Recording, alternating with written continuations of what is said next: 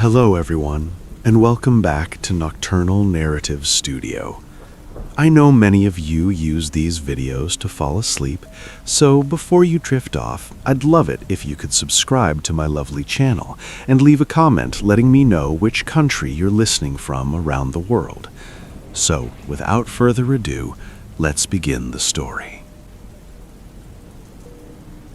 The first time I noticed it, it was nothing. So small I'm embarrassed now that I didn't laugh it off. I had been with Mara for 3 years, long enough that our life had settled into a rhythm so steady it felt like a promise. She knew how I took my coffee, 2 sugars, even though I pretended I was cutting back. I knew the way her shoulders loosened when I rubbed the place right below her collarbone after a long day.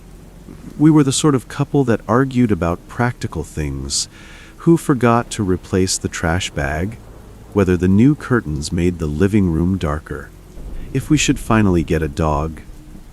The cemetery was part of that rhythm, too.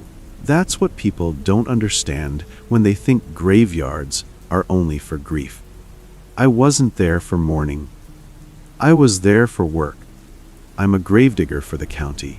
The title sounds like a joke until you've stood in a hole you carved out of frozen ground while families watch with eyes that can't focus on you.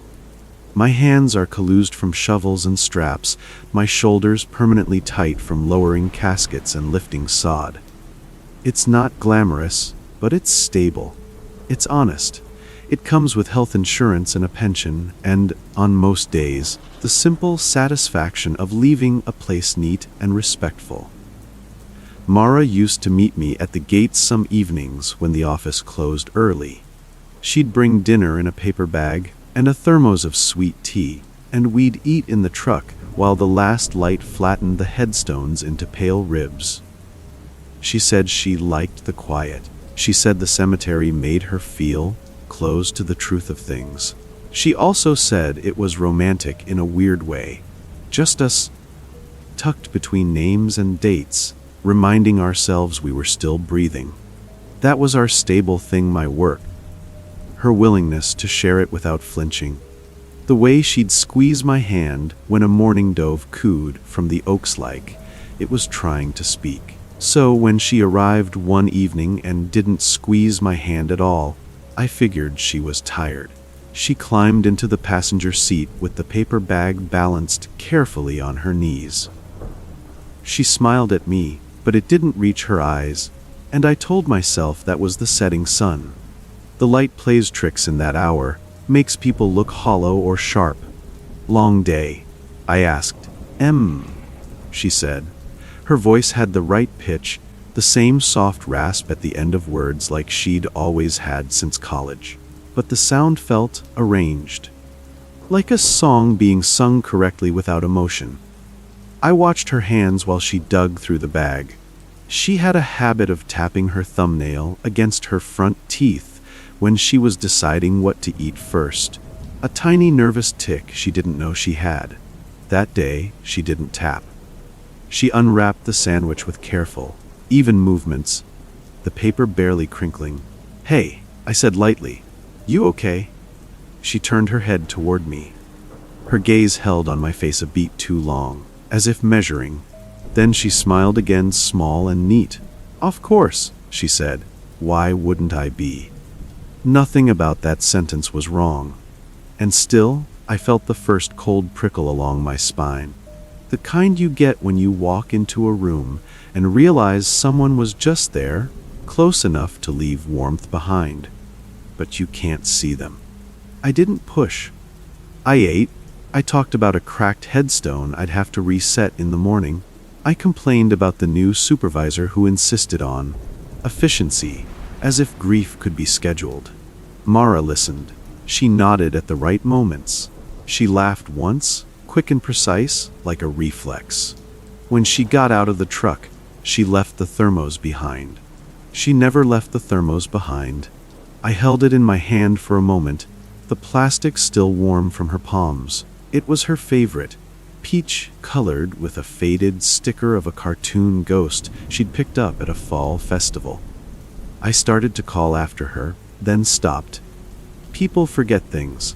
It happens. Still, I found myself sniffing the mouthpiece when I finally drove home, as if I could confirm, by scent alone, that it was truly hers. It smelled faintly of tea and her lipstick, vanilla and something floral. At home, she walked straight to the bathroom and washed her hands for a long time. The water ran, then stopped, then ran again. I listened from the kitchen, stacking our dinner trash. The faucet squeaked on the second turn, a sound I'd heard 100 times. The rhythm of it should have been comforting. When Mara came out, she kissed my cheek. Her lips felt slightly cooler than usual, like she'd been holding ice. "Smell," she murmured, and leaned toward my neck. She inhaled slowly, too slowly. "You smell like soil." "That's kind of the job," I joked. She didn't smile. "I know." That night, she slept facing away from me, her back rigid. I watched the outline of her shoulder rise and fall, and told myself I was being dramatic. The cemetery does things to you. You spend enough time around the dead, you start seeing shadows everywhere. The next morning, she left before I woke, as she often did. She'd always been an early riser. She'd always left me notes, little scraps of paper with crooked hearts and reminders to eat lunch. That day, there was a note on the counter, neatly centered. "Gun out. Be back later." The letters were perfectly spaced. Too perfect.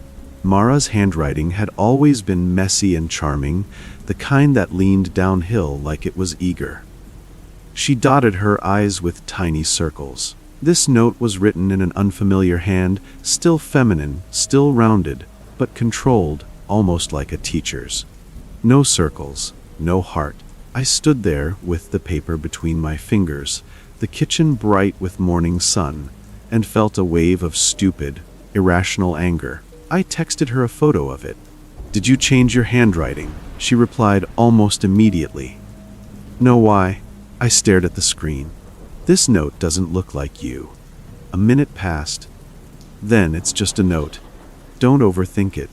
Don't overthink it." Mara's favorite phrase was spiral. She'd say, "Don't spiral." When I worried about money or my mother's health, she never said, "Overthink." It sounded like someone wearing her voice.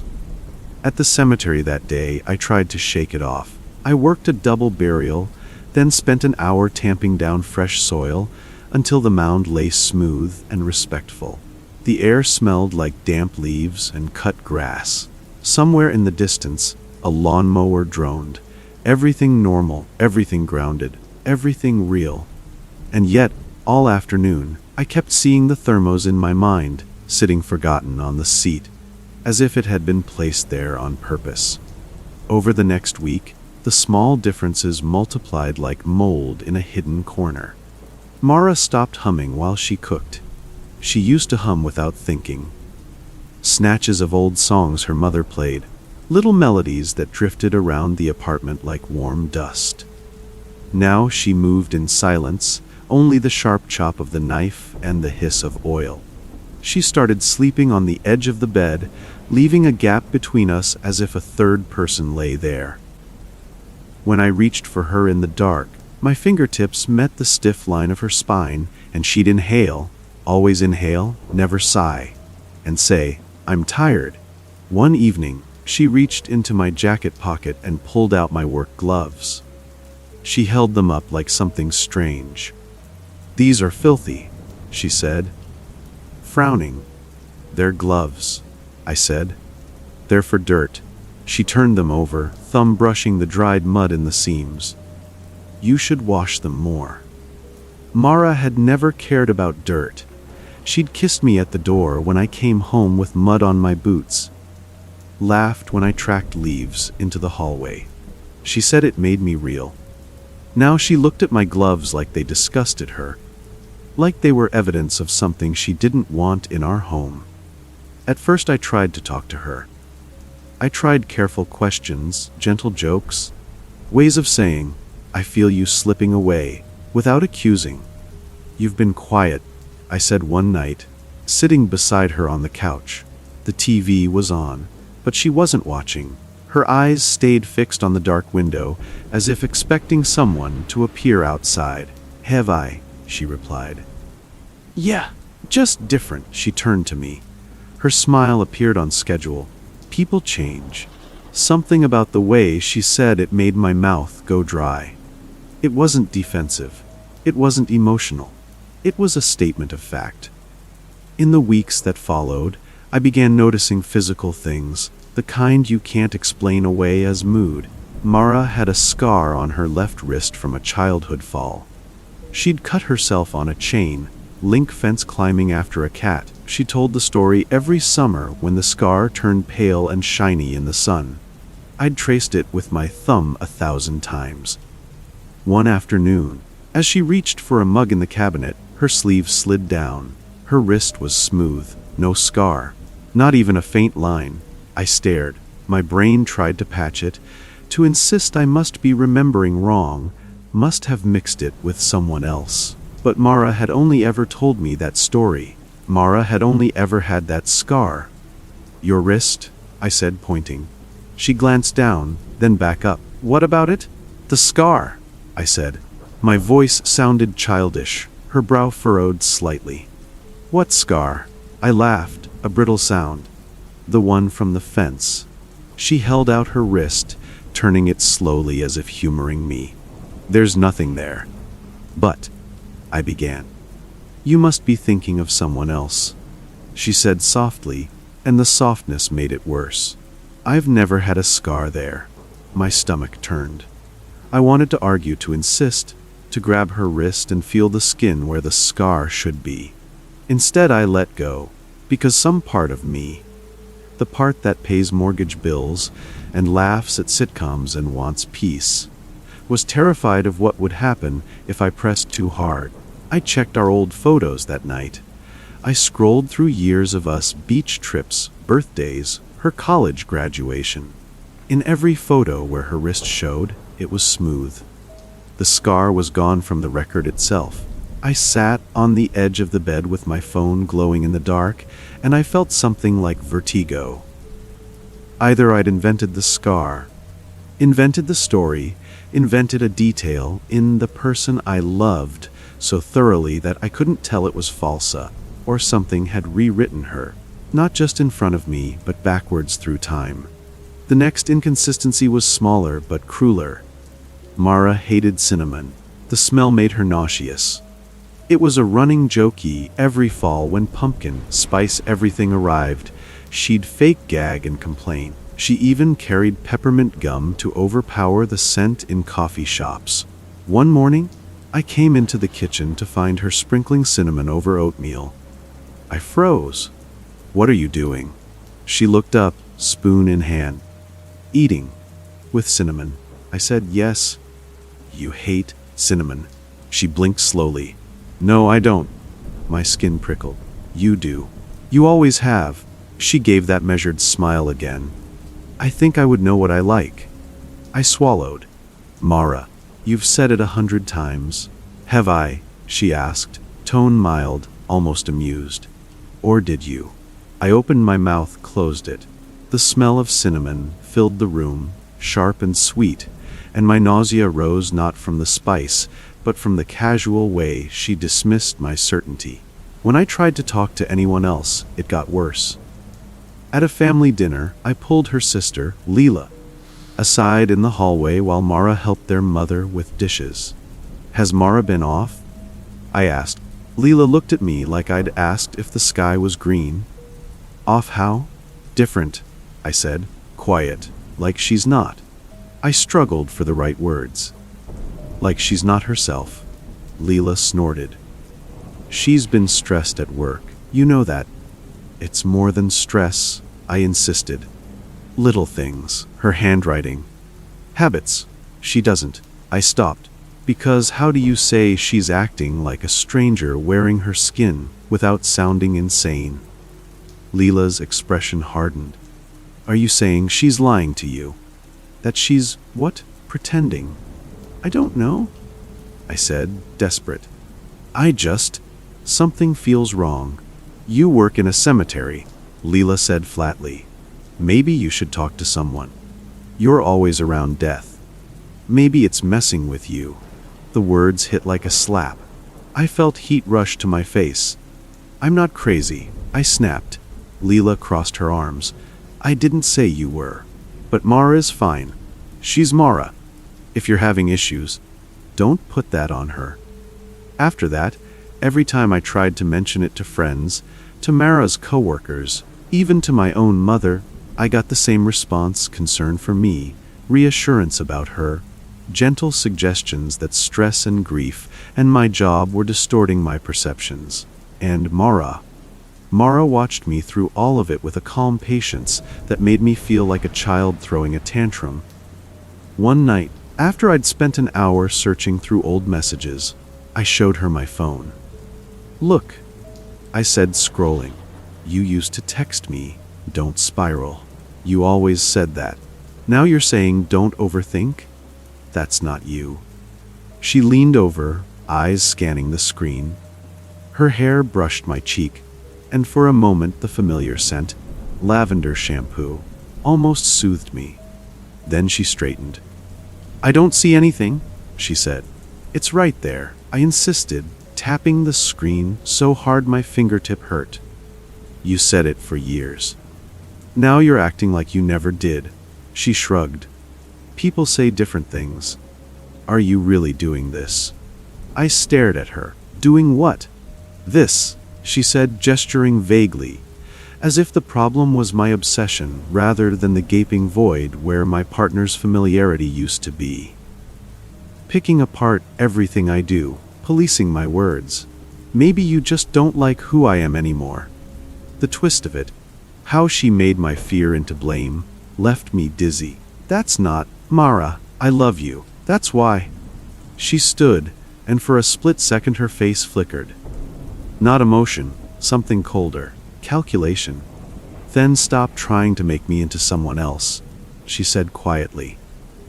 After she went to bed, I sat alone in the living room, the apartment too silent without her humming. Outside, the streetlights cast pale bars across the carpet like the shadows of graveyard fences. I thought about the cemetery, about the way fresh earth settles after a burial, how it looks smooth until you come back days later and find it has sunk, subtle and undeniable, because something underneath has shifted. You can ignore it if you want, but you can't change the fact that it sank. The next day, I started collecting proof. It felt awful, like spying on someone you loved. But my love had already become a kind of panic, and panic makes you do things you'd swear you'd never do. I dug out my old phone from a drawer, the one I'd used when Mara and I first started dating. The battery was swollen, the screen cracked, but it still turned on after an hour on the charger. I scrolled through old photos and videos, searching for anything that couldn't be rewritten. There was a video from our second anniversary, Mara in the kitchen, flour on her cheek, laughing as she tried to flip a pancake without breaking it. The sound of her laugh filled the room, wild and unguarded. I watched it 3 times, heart aching. Then I noticed something I'd never noticed before. In the background, pinned to the fridge, was a note in her messy, slanted handwriting, "Don't forget thermos!" with a little heart and a tiny cartoon ghost. I felt a rush of vindication so intense it made me lightheaded. There it was, her handwriting, her heart, her ghost, proof that the controlled notes now weren't just a phase. I took a screenshot. I emailed it to myself. I backed it up on a flash drive. I sent it to a friend with no explanation, just keep this. Then I found voice recordings. Mara and I used to send each other voice notes when we were too tired to type. Her voice, captured in casual moments, was a map of her emotions, bright when she was excited, breathy when she was teasing, soft when she was vulnerable. I found one where she whispered, "Don't spiral, okay, I'm here." I played it over and over until the words blurred. That night, when Mara came home, I had everything laid out on the kitchen table like evidence in a trial: the old phone, The flash drive, printed screenshots, a notebook where I'd written down dates and differences. She paused in the doorway, grocery bag in hand. Her eyes flicked over the table, then to my face. She didn't look surprised. She looked resigned. "We need to talk," I said, voice shaking. "We always talk," she replied, setting the bag down carefully, too carefully. "No," I said. "You need to stop. This, whatever this is." She tilted her head. "What is it?" I swallowed hard. "You're not Mara." For the first time in weeks, her expression shifted into something real. Not guilt, not fear. A faint irritation, like a mask slipping because it was tired of being worn. "That again," she murmured. "It's not again," I snapped, and the anger burst through my fear. "Look at this!" I shoved the old phone toward her and hit play on the anniversary video. Her laughter filled the room, bright and alive. The Mara beside me watched herself. Watched that laughing woman with flour on her cheek, without flinching. Then I played the voice note. "Don't spiral, okay? I'm here." The kitchen seemed to tighten around us. Even the refrigerator hum felt loud. When the recording ended, this Mara, exhaled slowly. "Does that make you feel better?" she asked. My throat tightened. "Answer me," I said. "Where is she?" She looked down at the grocery bag, fingers smoothing the plastic. "You're upset." "Where is she?" I repeated. Her gaze lifted back to mine, and in her eyes I saw something that made my blood run cold. Not confusion, not denial, but recognition. Like I'd finally said the correct password. "She isn't here," Mara said. The words landed heavy, definitive. My knees went weak. I grabbed the edge of the table. "What did you do to her?" "Don't," she said softly, and the softness was a blade. "Don't make it sound like there was intent." "What are you?" I whispered. My mouth tasted like metal. Her lips pressed together, as if considering how much to say. "I'm Mara," she said finally, and then, after a pause, enough. I let out a sound somewhere between a laugh and a sob. "Nof. Enough for what?" "To continue," she said. "No," I said, shaking my head hard. "No, that's not. People don't just continue. They don't get replaced." Mara's eyes flicked to the window. For a second, I thought she heard something outside. Then she looked back at me. "You work in a cemetery," she said, and her tone was almost gentle. "You know what happens when spaces are left empty." My heart hammered. "You're saying she's dead?" She didn't answer. Not directly. She never answered directly. Instead, she reached into the grocery bag and pulled out the peach thermos. The same thermos. The faded ghost sticker. She set it on the table between us like an offering. "I brought this home," she said. "You forgot it." I stared at it, horrified. "That thermos," I whispered. "You left it in the truck. Weeks ago." She smiled faintly. "Did I?" I grabbed it, hands shaking, and unscrewed the lid. The smell hit me. Sweet tea, vanilla lipstick, and underneath it something faintly sour, like water left too long in a closed container. Inside, there was dried residue clinging to the bottom, and something else.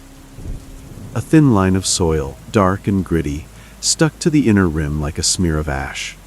I looked up at her. "This is from the cemetery." Her eyes held mine. "You wanted proof?" she said. "There it is." My stomach lurched. "How?" She lifted one shoulder in a small shrug. "It's not important. It's everything," I said, voice cracking. "Tell me how you did it." "I didn't," she said. "It isn't a process you could understand." The way she said it, flat, final, made me realize she wasn't lying in the normal way. She wasn't hiding details out of fear. She simply didn't think I deserved an explanation. Or maybe she truly couldn't give one without breaking whatever fragile reality she was standing on. "What happened to the real Mara?" I asked, barely audible. Mara's gaze softened, almost pitying. She isn't coming back. I felt tears burn my eyes. Did she suffer? A long pause. Then she stopped. The phrasing, stop, like a clock, made me shudder. I backed away from the table. My mind raced through possibilities. Mental breakdown, elaborate prank, identity theft, grief hallucinations. But none of those explained the missing scar from every photo. None of those explained the rewritten messages. None of those explained the dirt inside the thermos that she'd brought home. From a day that had already happened. Why are you here? I asked, voice raw. Mara stepped closer. The overhead light cast shadows under her eyes, making them look deeper than they should. Because you needed her, she said, as if stating a simple truth. Because everyone did. There were spaces. What happens to me? I whispered. Her mouth curved into that neat smile. You continue. I shook my head. I can't, I said. I can't live with. I gestured at her, words failing. With you wearing her face. Mara's expression tightened slightly, as if I'd insulted her. It's my face now, she said. It fits. And then she did something so intimate, so cruelly familiar, that my breath caught. She reached up and touched the spot below my collarbone, rubbing in the exact slow circle Mara used to, the one that always made my shoulders loosen. My body reacted before my mind could stop it. I felt the old comfort flare, muscle memory, love's instinct, and then it curdled into nausea. I know you, she murmured. I know how you want to be held. I know what you need to hear. Stop, I whispered, but my voice had no power. She leaned closer, lips near my ear. I smelled lavender, and beneath it, something like damp stone. You're going to keep going to the cemetery, she said. You're going to keep doing your job. You'll come home, and I'll be here. And eventually, this will feel normal again. I pulled away, shaking. No. Mara looked at me with a calm certainty that terrified me. Yes, she said. It already is, for everyone else. The next weeks proved her right. When I told my mother Mara and I were having problems, she frowned like she didn't understand why. You two seem fine, she said. She called me yesterday. She sounded like herself. When I tried to show my friend the screenshot of the fridge note, the messy handwriting, the little ghost, he blinked and said, Okay, she wrote a note. What's the big deal? Even my own memories began slipping at the edges. Details I clung to, her scar, her hatred of cinnamon, felt less solid the more I fought. It was like trying to hold onto soil with open fingers. The harder I squeezed, the more it crumbled away. But some things stayed wrong. Personal items in our home began to feel like they belonged to a stranger who had studied Mara's life. Her sweaters hung in the closet, but the shoulders sat differently, as if they were worn by someone with a slightly different frame. Her perfume bottle sat on the dresser, but when I sniffed the sprayer, the scent was almost right. Lavender with a hint of citrus. But there was a faint metallic edge beneath it, like coins. In the bathroom drawer, her hairbrush held strands of hair the same color as hers, the same length. I should have been relieved. Instead, I found myself staring at those hairs, convinced they were wrong in a way I couldn't measure. One night, I opened her jewelry box and saw her mother's ring, the one Mara treasured. It sat in its velvet slot like always. But when I picked it up, it felt heavier than it should, the metal cold in a way that made my fingertips ache. I held it up to the light and saw, on the inside of the band, tiny marks, scratches like letters that didn't form any alphabet I recognized. I blinked, looked again, and the scratches were gone, just smooth metal. When I confronted Mara about it, she only smiled and said, You're tired. You should sleep. And sleep became its own horror. I started waking in the middle of the night to the feeling of her watching me. Not moving, not breathing loudly, just presence. When I pretended to stay asleep and cracked my eyes open, I'd see her silhouette turn toward me, face angled down as if studying my features in the dark. Sometimes, I'd feel her fingers brush my wrist lightly, as if searching for a scar that wasn't there. Sometimes she'd whisper my name, just once, like a test. I tried to leave once. I packed a bag while she was at work and drove to a motel on the edge of town, far from the cemetery, far from our apartment. The room smelled like bleach and old smoke. I locked the door twice, shoved a chair under the knob, and sat on the bed with my phone in my hands, shaking. I didn't tell anyone where I was. I didn't call. I didn't text. I just wanted one night away from her calm certainty, one night to breathe without feeling my reality being rewritten. At 2:13 a.m., my phone buzzed. A text from Mara. "Did you think leaving would help?" My blood turned to ice. I stared at the screen. I hadn't told her. I hadn't even turned on location services. Another buzz. "Come home. You're making a mess." I dropped the phone like it burned. Then the motel room phone rang. The shrill sound cut through the silence like a scream. I didn't move. It rang and rang until it stopped, then started again. I sat frozen, listening to the plastic receiver vibrate. On the third ring, I forced myself to lift it with trembling fingers. "Hello." My voice barely worked. Silence, then a soft inhale. And Mara's voice, close as if she were in the room with me. "You can't make an empty space and expect it to stay empty." I hung up and vomited into the sink. The next morning, I drove home in a daze. My hands gripped the steering wheel so hard my knuckles hurt. Every mile felt like I was being pulled by an invisible line. Mara was in the kitchen when I walked in, sipping sweet tea from the peach thermos. She looked up and smiled. "There you are," she said warmly, like a wife greeting a husband after a normal night. I wanted to scream. I wanted to grab her and demand she give Mara back, demand she explain, demand she leave. Instead, I stood there with my overnight bag hanging from my shoulder and felt something inside me sag. Because she was right.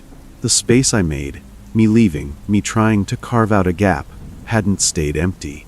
It had stretched, reached, pulled. And maybe it wasn't just Mara who could be replaced. In the days that followed, I found myself doing things I didn't remember deciding to do. Buying cinnamon at the store. Washing my work gloves twice. Standing at the cemetery gates after hours, staring into the rows of graves with a strange sense of longing. One afternoon, I caught myself writing a note at work. Just a quick reminder for the supervisor about a broken sprinkler. And I froze when I saw my own handwriting. It was neater than usual. Rounder. Controlled. No messy slant. No eager downhill lean. My throat tightened. I crumpled the note and threw it away, heart pounding, but the shape of those letters stayed in my mind like an afterimage. That night, Mara leaned her head on my shoulder while we sat on the couch. Her weight felt familiar. Her hair smelled like lavender. For a moment, I could almost pretend. Then she lifted her hand and traced my wrist with her fingertip, slow and thoughtful, as if memorizing it. "You're getting better," she murmured. I went cold. "Better? Less resistant?" she said. I swallowed hard. "What happens if I resist?" Mara's smile didn't falter. "You know what happens to empty spaces," she said, voice gentle as a lullaby. "They don't stay empty." I stared at the dark window, at my own reflection faintly visible in the glass. The face staring back was mine, tired eyes, dirt still under my nails, a man who spent his days filling holes in the earth. But as Mara's finger continued tracing my wrist, I watched my reflection tilt its head slightly. Not in the way I did, in the way she did. And in that moment, with the cemetery's quiet pressing in from miles away, I understood the last thing I'd been refusing to see. Mara had already been replaced. And now, slowly, intimately, without any clear process I could name. I was being made ready to fit the space she would leave behind. I used to tell people my job kept me grounded. There's a certain comfort in routine when you work among the dead. The cemetery runs on small, dependable motions. Unlock the gates at dawn, check the grounds, reset flowers blown over by night wind, note which vases cracked in the cold, sweep the chapel steps. Death is unpredictable, but maintenance isn't. If you do the same things every day, the place stays orderly, respectful, quiet. That's what I believed when I took the groundskeeper position at Ridgeview Memorial. And that's what I told myself when I learned the first little rule from old Ben, the senior gravedigger who'd been there longer than most of the headstone's caretakers had been alive. Every morning, Ben said on my first day, pressing a ring of keys into my hand, "You walk the east path before you do anything else." I glanced at the map in the office. The east path cut along the oldest section, the one with leaning stones and iron fencing that rusted like dried blood. It wasn't the most efficient route. It wasn't even the prettiest. "Why east first?" I asked. Ben didn't look up from his coffee. "Because we always go east first." Then, like it was a joke, he added, "Keeps the place settled." He said it with a half smile, like he expected me to roll my eyes. And I did, internally. Every workplace has its superstitions. Don't step on the graves. Don't whistle after dark. Don't park the truck too close to the chapel because the director hates tire marks. Routine is just superstition with a schedule. So the next morning, I went east first. I unlocked the front gate, metal squealing softly in the cool dawn. The sky was still gray, the air wet enough that my breath looked like smoke. I walked the east path with my clipboard tucked under one arm and my keys clinking like small bones. Halfway down, I noticed a crow perched on a headstone staring at me. I stopped because the look in its eye was too steady, too focused. Ben had another little rule about crows.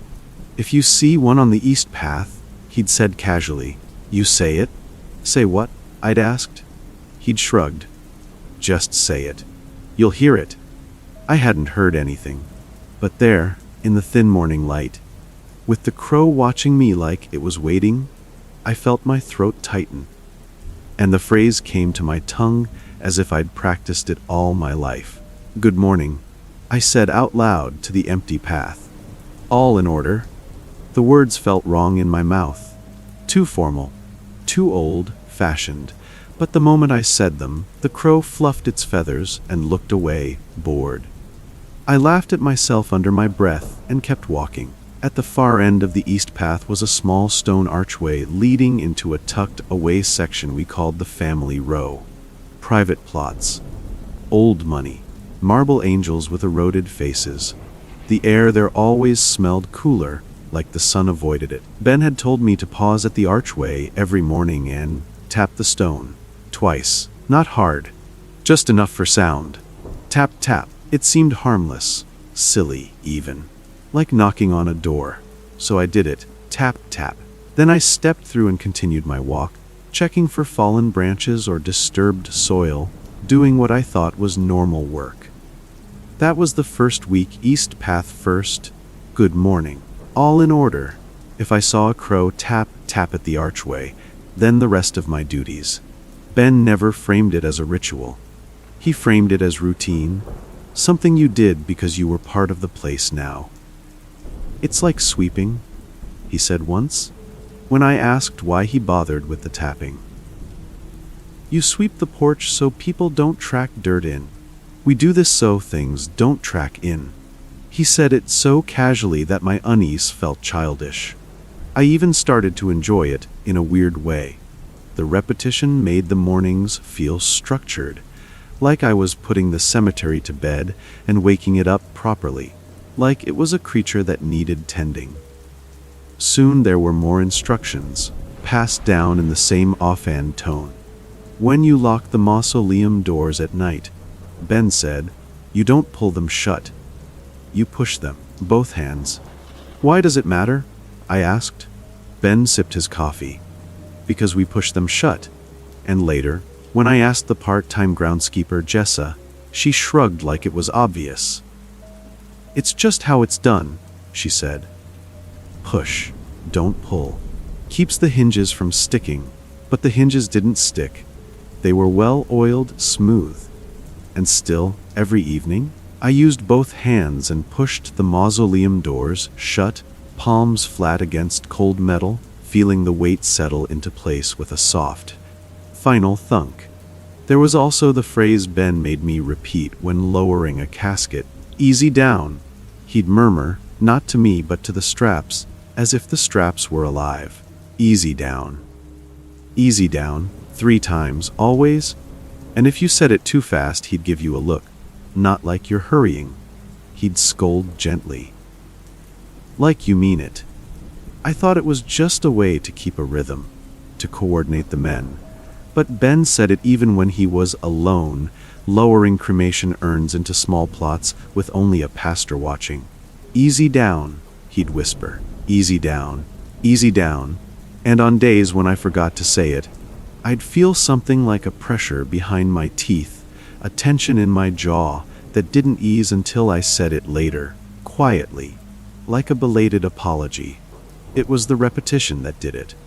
The way the cemetery's routines stacked, one on top of the other, until the day felt less like a job and more like a set of prescribed movements. East path first. Tap, tap. Push, don't pull. Good morning. All in order. Easy down. Easy down. Easy down. I didn't think of them as symbols until I started noticing the timing. It began with the flowers. Every Wednesday, without fail, someone left fresh white lilies at grave 312 in the oldest section, an unremarkable stone that read only E. Harris, 1911-1943. No family listed, no epitaph, just a name and dates. At first I assumed it was a distant relative, but week after week, the lilies appeared even in winter, even when snow made the paths impassable.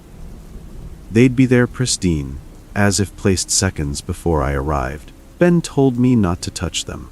If you see lilies at 312, he said, you don't move them. But they're dead in a day. I protested. They rot. Ben's eyes flicked toward the window, toward the cemetery beyond. Let them rot, he said. They're not for you? That bothered me more than it should have. I started checking 312 every morning after the east path, after tap tap, as if the lilies were part of my checklist. And I started noticing other patterns. Every month, on the same day, the 13th, the wind in the cemetery changed. Not the weather, not the temperature. The wind itself. It would blow low along the ground, stirring dead leaves in slow circles around certain plots, while the rest of the cemetery stayed still. It always happened at 6:40 a.m., just as the first light reached the tops of the oaks. Ben would pause whatever he was doing at 639, glance at his watch, and then, when the wind shifted, he'd say under his breath, all in order. He'd say it like a prayer, like a confirmation. The first time I asked him about it, he barked a laugh. You keep records, he said. You notice patterns. Don't make a thing out of everything. But my job literally was making a thing out of everything. Broken stones, cracked vases, disturbed soil. Noticing was what kept the place from falling apart. So I started keeping my own private notes, separate from the official maintenance logs, dates, times, weather, the lilies, the wind shift, the days when the crows gathered in clusters on the east path like black punctuation marks, the days when the chapel bell rang even though no one pulled the rope. And then I saw it, the routines aligned with events. The cemetery hosted burials, of course, but also private ceremonies, small gatherings at Family Row, where wealthy families did their grieving behind closed gates. I started noticing that on certain anniversaries, certain death dates, the routine required more precision.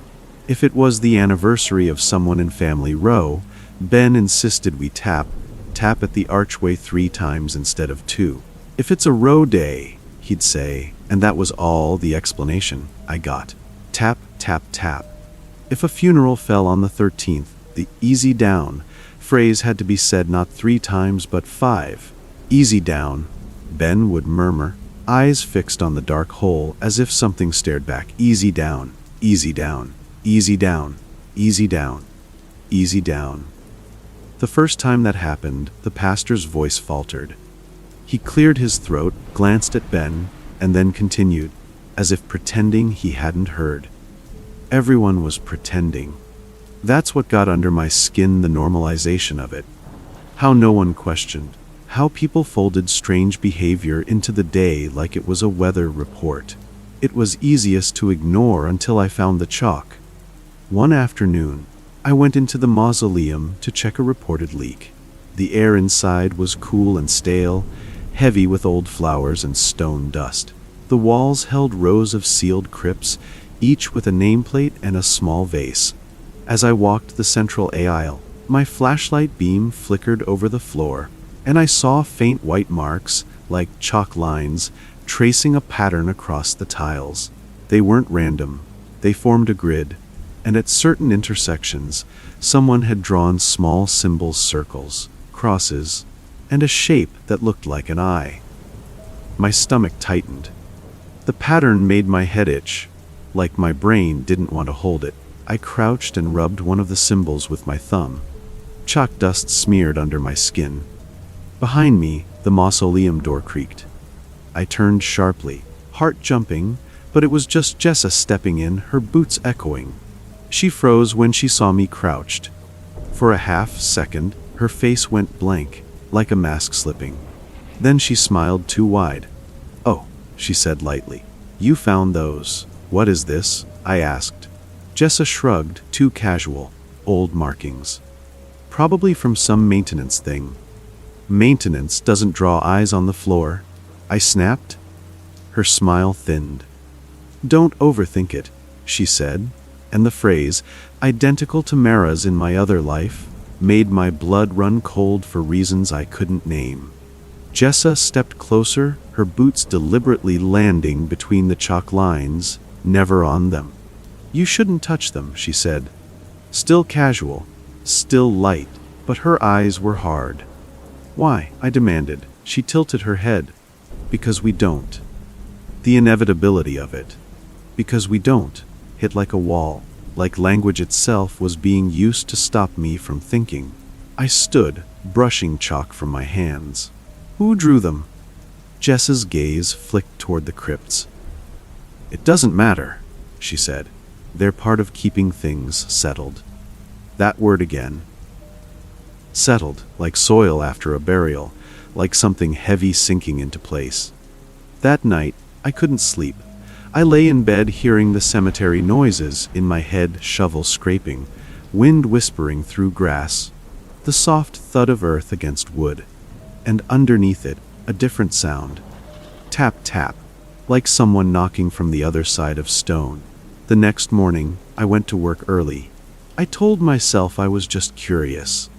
I told myself I wanted to check the mausoleum markings in better light, but I didn't go to the mausoleum first. I went east, like always. The path was damp with dew. The headstones glowed pale in the dawn. A crow perched on a low marker, watching me. My throat tightened, and the phrase rose automatically. "Good morning," I said. "All in order?" The crow turned its head, satisfied, and hopped away. I stopped mid-step. I hadn't decided to say that. It had come out of me like a reflex, like a conditioned response, like a routine performed by a body that didn't need my permission. I stood there, keys clinking, and felt something like panic. No, I thought. No, it's just a phrase. I walked to the archway. The stone was cold. My fingers lifted. Tap, tap. I yanked my hand back as if burned. My heart hammered. I stared at the archway, at the shadow beyond it where Family Row waited. For the first time, I didn't step through. I turned away, forcing my feet to move, and headed back toward the office. I didn't tap. I didn't enter. I didn't finish the east walk. For a moment, I felt a rush of victory so sharp it tasted sweet. And then the air changed. It wasn't wind. It was pressure, like the atmosphere thickened around me. The sounds of the cemetery, birds, distant traffic, dropped away. Even my own footsteps sounded muffled. I stopped. Something behind me made a sound like fabric dragging over stone. I turned slowly. Nothing stood there, just headstones, grass, a path curving away, empty. But the emptiness felt crowded. My keys jingled in my hand, and the sound echoed strangely, as if the cemetery itself listened. A voice whispered, very close to my ear. So close I felt breath, cold as damp earth. East first. My skin went icy. My mouth went dry. I spun, but there was no one. The pressure eased just enough for me to breathe, and I stumbled back toward the office, telling myself it was my imagination, my nerves, the long hours. Ben was waiting by the door when I arrived. He stood with his coffee, watching me like he'd known. "You didn't finish," he said. My voice cracked. "I'm not doing it anymore." Ben's expression didn't change. "It's routine," he said mildly. "It's a ritual." I snapped, anger flaring over fear. "You're feeding something." Ben finally looked tired, not surprised. Tired, like a parent dealing with a stubborn child. "You think you're the first to notice?" he asked quietly. "You think you're the first to get ideas." "What is it?" I demanded. "What are we doing?" Ben stared past me, out at the cemetery. His eyes were unfocused, distant. "We'll keep it settled," he said. "That's all you need to know." "No," I said. "I need to know what happens if we stop." Ben took a slow sip of coffee. Then he said, almost tenderly, "You'll find out. I should have quit. I should have walked away right then, driven home, never looked back. Instead, I stayed, because part of me wanted to prove I was right. Part of me wanted evidence. And part of me, I hate to admit, felt pulled. Like the routines had hooks in me already. So I resisted in smaller ways. I started skipping the phrase with the crows. I'd see one watching me and clamp my mouth shut, walking past in silence. At first, nothing happened. Then the crows began following me, not swooping, not attacking, just hopping along headstones, fluttering to low branches, always watching. Their eyes caught the dawn light like wet beads. One morning, I made it all the way to the archway without speaking. My jaw ached from holding the words in. I raised my hand, determined not to tap.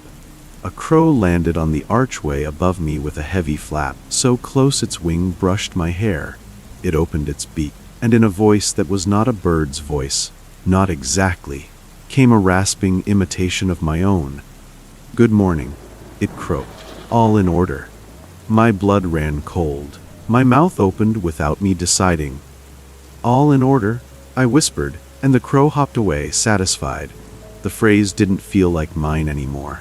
It felt like something that used my throat to speak. I tried to stop tapping. Twice, I walked past the archway without touching it. Both times, something went wrong immediately. The first time, my shovel handle snapped in half mid-dig, splitting cleanly like dry bone. The wood looked rotted inside, though it had been new last month. The second time, the cemetery truck wouldn't start. The battery was dead, though we'd replaced it the day before. When I leaned under the hood to check the connections, something stung my finger. I pulled back and saw a thin metal nail embedded in my skin, rusty and bent. There was no reason for it to be there. No loose nails, no exposed wiring. It was like the cemetery had put it there. Still, the worst retaliation came the day I tried to erase the chalk. I went into the mausoleum after hours, armed with a bucket of water and a stiff brush. The place was empty, echoing. The air smelled like cold stone and old lilies. The chalk grid waited on the floor like a quiet trap. I knelt and scrubbed the first symbol, the eye. Water smeared the chalk into pale streaks. A sound rose around me. Not a voice, not a scream, but a low vibration that made my teeth ache. I froze. The mausoleum lights flickered. then went out completely. My flashlight beam shook across the floor, catching the chalk lines glowing faintly as if lit from within. Behind me, the door slammed shut. I jolted, heart racing. "Hello," I called, voice echoing back at me. No answer, only that vibration, deeper now, like a growl under the building. I rushed to the door and pulled, then remembered the push, don't pull. My hands fumbled, panic making me stupid. I shoved with both palms. The doors didn't budge. I shoved again, harder. The metal was cold, unyielding. My breath came fast, loud in the darkness. The vibration rose into something almost like words, layered under the air. East first. Tap, tap. Easy down. All in order. The phrases overlapped, repeating, until my head felt stuffed with them. My stomach churned. My vision blurred. I pressed my forehead against the door, trying not to scream. Then, very gently, something tapped from the other side. Tap, tap. My throat tightened. Tears sprang to my eyes. "Let me out," I whispered. Tap, tap. I felt it then. An understanding that slid into me like cold water. The routines weren't for us. They weren't to keep the cemetery tidy. They were to keep something contained, fed, soothed, satisfied. And I had just disturbed its food. The door creaked open on its own, slow as a yawn. Cold air rushed in, smelling like earth freshly turned. I stumbled out into the night and didn't look back. The next day, Ben acted like nothing happened. He drank his coffee, checked his clipboard, told me the schedule. "You're pale," he noted. "I tried to scrub the chalk," I said hoarsely.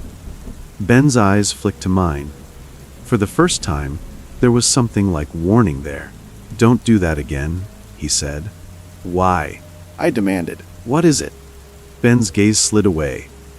"We keep it settled," he repeated, like a line he'd memorized. I quit that afternoon. I didn't give 2 weeks. I didn't argue. I left my keys on the desk and walked out, heart pounding, sunlight too bright after the mausoleum's darkness. For a few days I felt relief. Like I'd escaped a current, like the hooks had slid loose. But the phrases stayed with me. In the grocery store, I'd catch myself whispering, "All in order," under my breath when I lined cans on the belt. In bed, half asleep, my fingers would twitch as if tapping stone. Tap, tap. I'd jerk awake, sweating, heart racing, convinced something waited outside my window. I started avoiding the cemetery entirely. I drove different routes.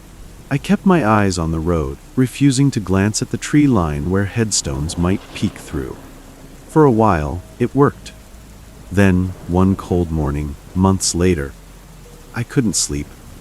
The restlessness felt like pressure in my chest, like an itch under my skin that wouldn't stop. Without thinking, without deciding, I drove. By the time I realized where I was going, the cemetery gates were ahead of me, black iron silhouetted against the dawn. My hands trembled on the wheel. "No," I whispered. "No, no, no." I parked across the street, heart pounding, and watched. The gates were locked, but I could see through them, the paths, the leaning stones, the oaks. A man I didn't recognize approached from the inside carrying a ring of keys. He wore a county work jacket. His posture was stiff, careful. He unlocked the gate, metal squealing softly. He didn't look around like a new employee. He moved like someone following steps he'd been taught. He stepped through and paused, facing the cemetery. A crow perched on a nearby stone, watching him. The man tilted his head slightly, as if listening to something only he could hear. Then, clear as if I stood beside him, he said, "Good morning." "All in order." The crow hopped away. The man walked east. At the far end of the path, he stopped at the archway. His hand lifted. Tap, tap. He stepped through, disappearing into Family Row. A second figure emerged behind him. Then a third.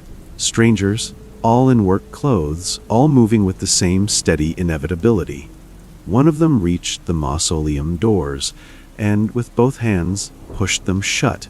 Another paused near an open grave, murmuring to the straps as if they were alive. "Easy down," he whispered. "Easy down, easy down." I sat frozen in my car, breath shallow, watching them perform the motions like dancers repeating a choreography they didn't question. None of them looked afraid. None of them looked like they thought it was strange. They just kept doing it. East first, tap, tap, push not pull, words spoken at the right times, like it had always been this way and always would be. And as the sun rose higher, the cemetery looked calm, settled, ordinary. Only the repetition gave it away, only the way the routines continued perfectly without me, carried on by strangers who spoke the phrases like they belonged to them. "Good morning," one murmured, and the sound drifted through the bars of the gate, soft as breath against stone. All in order. I didn't know whether to drive away or get out and answer. I didn't question hiring him because everyone else already had. That's how these things always start. Someone recommended, a name passed along with confidence, a trail already worn smooth by trust. When the county approved the nighttime historical tour program through Ridgeview Cemetery, they insisted we bring in a guide. Someone with experience navigating the grounds safely after dark. Someone who knew the layout better than the maps. That someone was Harold Pike. He showed up the first evening with a laminated badge clipped to his coat, a weathered flashlight hanging from his belt, and a canvas satchel full of folded maps and manuals. He looked like exactly what he claimed to be. Late 50s, calm eyes, voice worn soft by years of explaining things patiently. The kind of man who smiled with his whole face, crow's feet and all. "I've walked these grounds longer than most of the stones have been standing straight," he said with a chuckle as he shook my hand. "You're in good hands." I believed him immediately. We were a small group, 6 volunteers rotating as night docents, tasked with escorting visitors during special after-hours events. Lantern, lit walks, storytelling, nothing extreme. Still, the cemetery at night has a way of swallowing sound, of making even familiar paths feel untrustworthy. Having Harold there felt like insurance. He carried a 2-way radio clipped to his shoulder and insisted everyone else keep theirs on channel 3. "If anyone strays, if anything feels off, you call," he said, tapping the radio. No heroics. He unfolded a map on the hood of his truck, smoothing it with care. The map was old, hand-annotated, corners soft with use. "Modern maps don't show everything," he explained. "Paths change, graves sink, some sections drift." That word stuck with me. Drift. He pointed out landmarks we should rely on instead of signage, a cracked obelisk shaped like a finger, a cedar that grew bent like it was listening, a mausoleum with bronze doors that never quite shut right. "Light lies," he said gently. "Stone doesn't." We nodded. We listened. We trusted.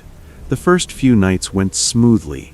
Harold walked at the front, flashlight steady, narrating stories with the ease of a man who knew exactly how much silence to leave between sentences. When someone lagged, he noticed. When the wind picked up, he paused until it settled. Once, when a volunteer named Chris joked about wandering off to scare people, Harold stopped walking entirely. "No," he said, still smiling. "You don't do that here." Chris laughed it off, but Harold didn't resume walking until Chris apologized. "Rules keep you alive," Harold said mildly, "and they keep the place balanced." Another word that lingered. The rules were simple: stay on lit paths, never cross iron fences, never touch offerings left on graves, and always, always, check in over the radio at each junction. Harold followed those rules religiously. At first, the first deviation was small, almost considerate. One evening, a fog rolled in thick and fast, turning lantern light into dull halos. Visibility dropped to a few feet. Harold stopped us at a junction and frowned at the path ahead. "Normally we go west here," he said, tapping the map. "But tonight, east will be quicker." Someone asked if east was marked. "It is," Harold said smoothly. "Just not on your copies." He took a pen from his satchel and marked our maps himself. Small arrows, neat handwriting. "Follow me," he said. "Stay close." We did. The east path was narrower, older. Headstones leaned in like conspirators. My radio crackled with static, but when I tested it, Harold's voice came through clear. "You're fine," he said. "That happens here." The next deviation came a week later. During a tour, a couple lingered behind to photograph an angel statue. Harold noticed and slowed the group, then quietly motioned me back. "Go with them," he whispered. "Bring them up through Family Row. It'll save time." I hesitated. Family Row's restricted. Harold smiled at me, patient. "Only during the day. At night, it's safer. Fewer loose markers." It sounded plausible. He sounded certain. I went. Family Row felt wrong the moment I stepped through its low stone archway. The air was colder, heavier. My flashlight beam dimmed slightly, like the batteries were tired. I hurried the couple along, heart beating faster for no reason I could explain. When we rejoined the group, Harold nodded approvingly. "See," he said softly, "you did fine. I told myself the unease was just the fog, just the dark." But the deviations continued, each one framed as necessary, even helpful. Harold began asking us to leave our radios with him, to reduce interference. He said too many signals confused the equipment. "I'll relay anything important," he assured us. "You just stay with the group." He started assigning one volunteer at a time to assist him, walking beside him instead of among the others. When it was my turn, he lowered his voice and told me stories he hadn't shared before. About graves that had to be redug, about paths that vanished if unused too long, about sounds that mimicked radios to lure people off trail. "You hear your name," he said calmly, eyes forward. "You ignore it." I laughed nervously. "That's just folklore, right?" Harold didn't answer right away. Then, folklore survives for a reason. He began spreading us thinner, always with logic. Someone needed to check a gate. Someone needed to escort a guest back early. Someone needed to fetch extra lanterns. Each time, he insisted it was temporary. Each time, I noticed how quiet the cemetery became when we separated. The moment of doubt came on a night with no tour scheduled. I was on closing duty, locking gates, when my radio crackled to life. "Don't take the south path tonight," Harold's voice said. I froze. "Harold? How do you know I'm here?" A pause, just long enough to feel deliberate. "I know the schedule," he replied. "You always close on Thursdays." "That's not true," I said. My mouth went dry. "I switched shifts last week." Another pause. Then, softly, "Did you?" the radio hissed.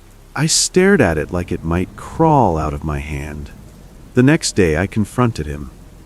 "You told me not to take the south path," I said. "How did you know where I was?" Harold smiled, that same calm expression. "I didn't," he said.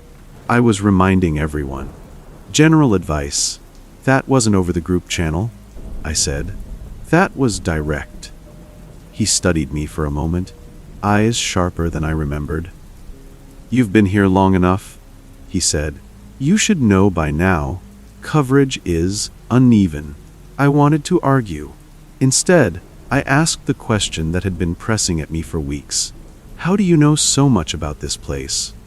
His smile widened, just a fraction too much. "Because I listen." That night, I stayed late on purpose. I hid near the old maintenance shed and watched. Harold arrived alone, no tour, no lanterns.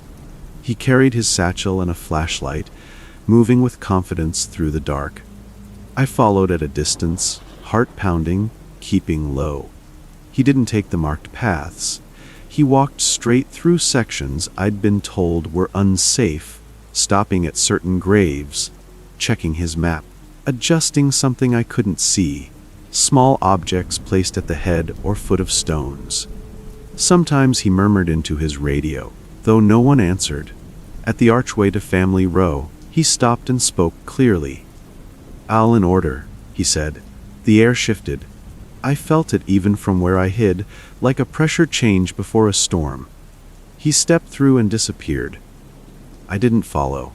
The next morning, 3 volunteers didn't show up for work. Their phones went straight to voicemail. Their cars were found parked neatly at the cemetery lot. Harold arrived late, looking tired but unconcerned. "Sometimes people wander," he said gently when asked. "This place does that to you." The police searched. They found nothing. Except one thing. In the lost and found drawer, beneath a stack of forgotten gloves, was a folded map. One of ours. On it, in neat handwriting, someone had written a new path, circling inward, looping, never leaving the grounds. Harold was gone by the time I realized what it meant. His badge left on the desk. His radio silent. His satchel missing. I quit that day. Months passed. The missing volunteers were declared lost. The tours were suspended. Life moved on unevenly. I tried not to think about Ridgeview. Then, last week, I saw the ad. A small notice pinned to a community board at the library. EXperience-EDNGHT-GUVOLBLE historical sites, cemeteries, wilderness walks, maps provided, safety guaranteed. There was a phone number at the bottom, and a familiar phrase printed beneath it, like a promise. "You're in good hands." I stood there for a long time, imagining him unfolding his map somewhere else, tapping his flashlight against stone, teaching new people the rules, slowly, patiently, until they trusted him enough to follow where the paths weren't marked. Until they drifted. I didn't call the police because I wanted to. I called because the body was gone. It was just after dusk, the hour when the cemetery shifts from public space to something quieter and more private.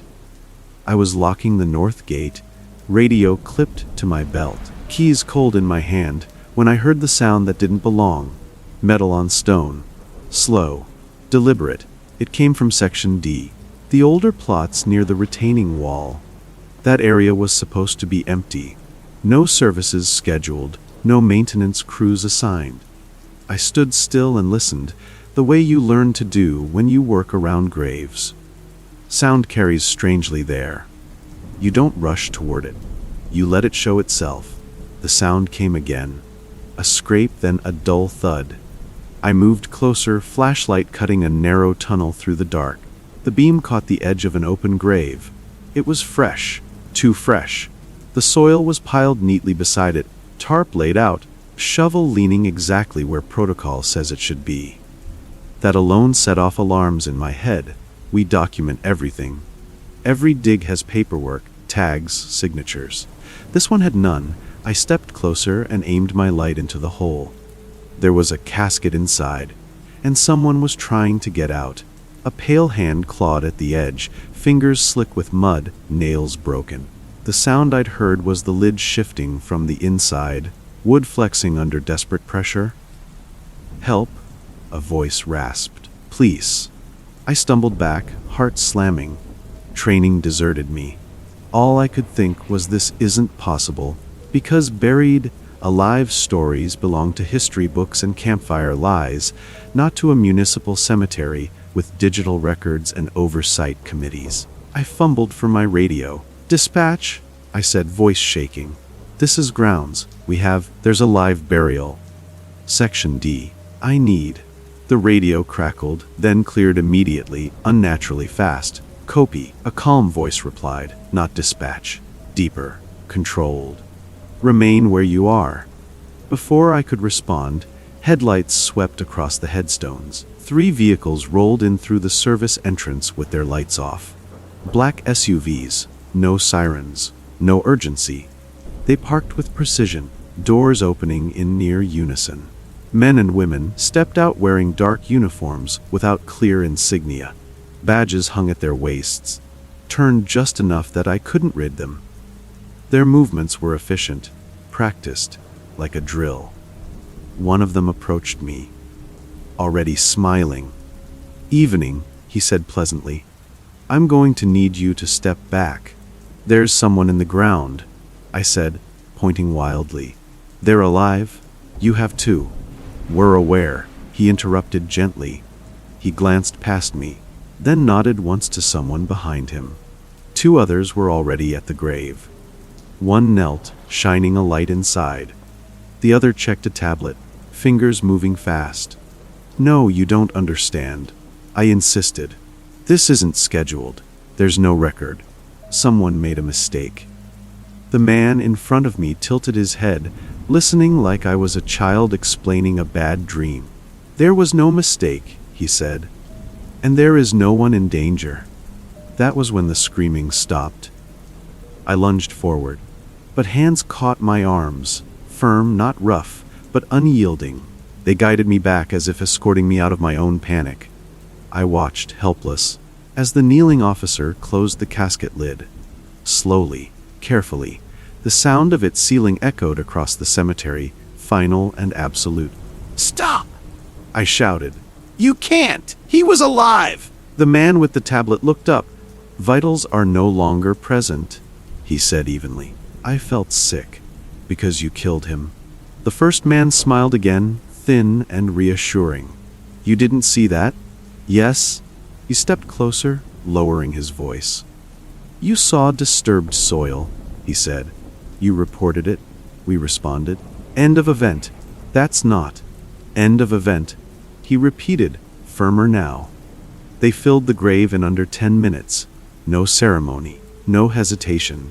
The soil went back like it had never been moved. One of them reset the sod, pressing it flat with his boot until it blended seamlessly with the surrounding grass. Then they turned to me. "Please hand over your radio," the smiling man said. I didn't want to. I did anyway. He removed the battery, placed it in an evidence bag already labeled, and handed the empty radio back. "Equipment malfunction," he said, as if making a note. "Happens." One of the others approached with a clipboard. "Can you confirm your name and employee ID?" she asked. I answered automatically. She wrote quickly, then tore off a sheet and handed it to me. It was an incident report. The description read, "Unverified noise complaint. No evidence found. Groundskeeper advised to monitor area." "That's not what happened," I said hoarsely. She met my eyes. "That is the record. They left as quietly as they'd arrived. No lights. No sirens. Just darkness swallowing them whole." I stood alone in Section D, staring at a grave that looked like it had been there for decades. The next morning, my supervisor called me into his office. He had a manila folder on his desk. My name was typed on the tab. "I heard you had an event last night," he said carefully. "There was a live burial," I said. "They covered it up." He opened the folder and slid a document toward me. It was my incident report. But it wasn't the one I'd been given. This one included my digital signature at the bottom. I stared. "I didn't sign this," he sighed. "It's been logged. Time stamped. Body cam corroboration." "Body cam?" I laughed weakly. "I don't have a body cam. According to this," he said, tapping the page, "you do. And it malfunctioned." My stomach dropped. "Check the footage." "We did," he replied. "There's nothing there." I pulled out my phone. I took pictures. I hadn't remembered doing it until that moment, but I knew I had. I always documented irregularities.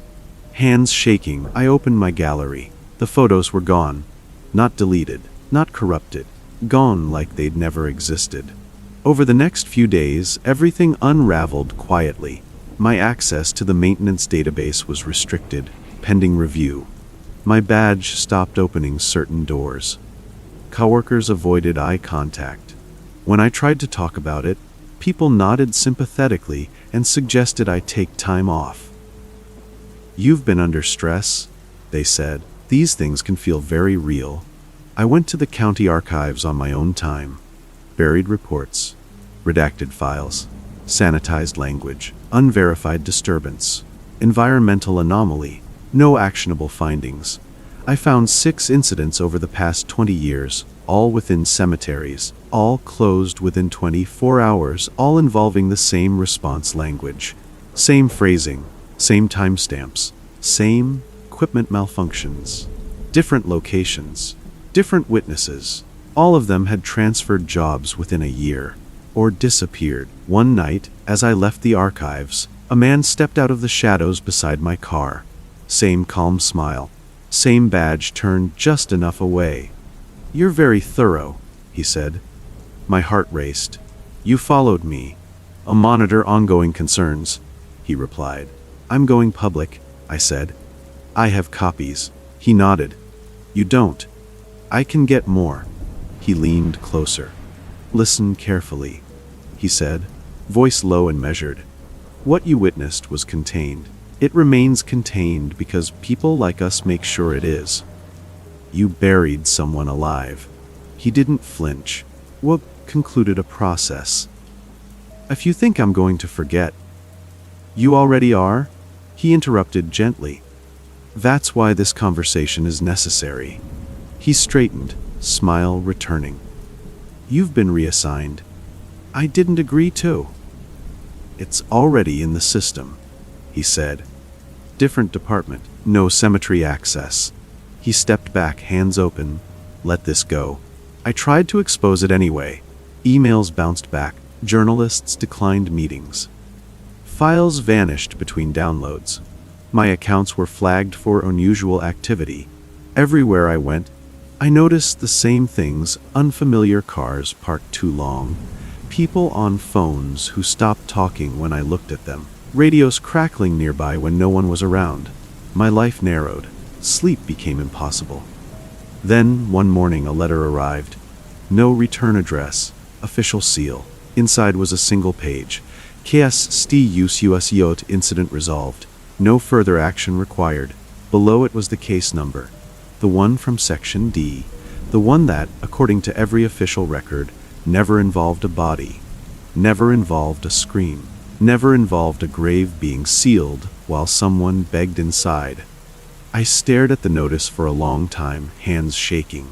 Because as I read it, my phone buzzed, a new alert: unverified noise complaint. Section D time, stamped 5 minutes ago. And beneath it, in smaller text, response already en route. I agreed to the isolation because it sounded temporary.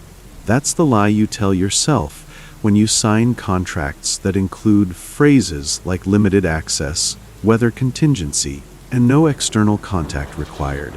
The county framed it as a safety measure. A winter storm was moving in, heavy snow, ice, winds strong enough to drop old trees. Ridgeview Cemetery sat on high ground, roads prone to closing. Someone needed to stay on site to monitor for damage, vandalism, or sinkholes caused by freeze-thaw cycles. 3 to 5 days, max, the supervisor said. You'll have the caretaker's cottage, generator, radio check-ins twice daily. I lived alone anyway. The idea of quiet didn't scare me. In fact, after years of shared shifts and overlapping schedules, the thought of being the only living person inside 40 acres of graves felt peaceful. I brought extra food, filled the gas cans, packed my personal logbook, the one I used to keep notes when official forms weren't enough. I brought my watch, my wall calendar, my phone, and a backup battery pack. I told myself I was prepared. The gates closed behind me with a final clang just before the snow started. For the first 2 days, everything worked exactly as promised. I followed routine's morning perimeter walk when visibility allowed, generator check, chapel inspection, log entry. The storm pressed down on the cemetery, muting everything. Snow filled the grooves and headstones, softened the edges of the paths. The silence felt thick but not threatening, like a blanket. At night, I sat in the caretaker's cottage with the radio on low, listening to weather updates and the occasional crackle from dispatch. Grounds, status check, they'd say. All clear, I'd respond. All secure. I slept deeply, dreamlessly. By day 3, the roads were officially closed. Dispatch informed me that relief would be delayed. Stay put, the voice said. Calm, rehearsed. You're safer where you are. I believed them. The cemetery settled into something like stillness suspended outside of time. Snow erased tracks within minutes. The same view greeted me every time I looked out the window: white ground, dark stones, gray sky. That's when routine stopped being comforting and started becoming stretchy. I noticed it first with the watch. I woke one morning convinced I'd overslept.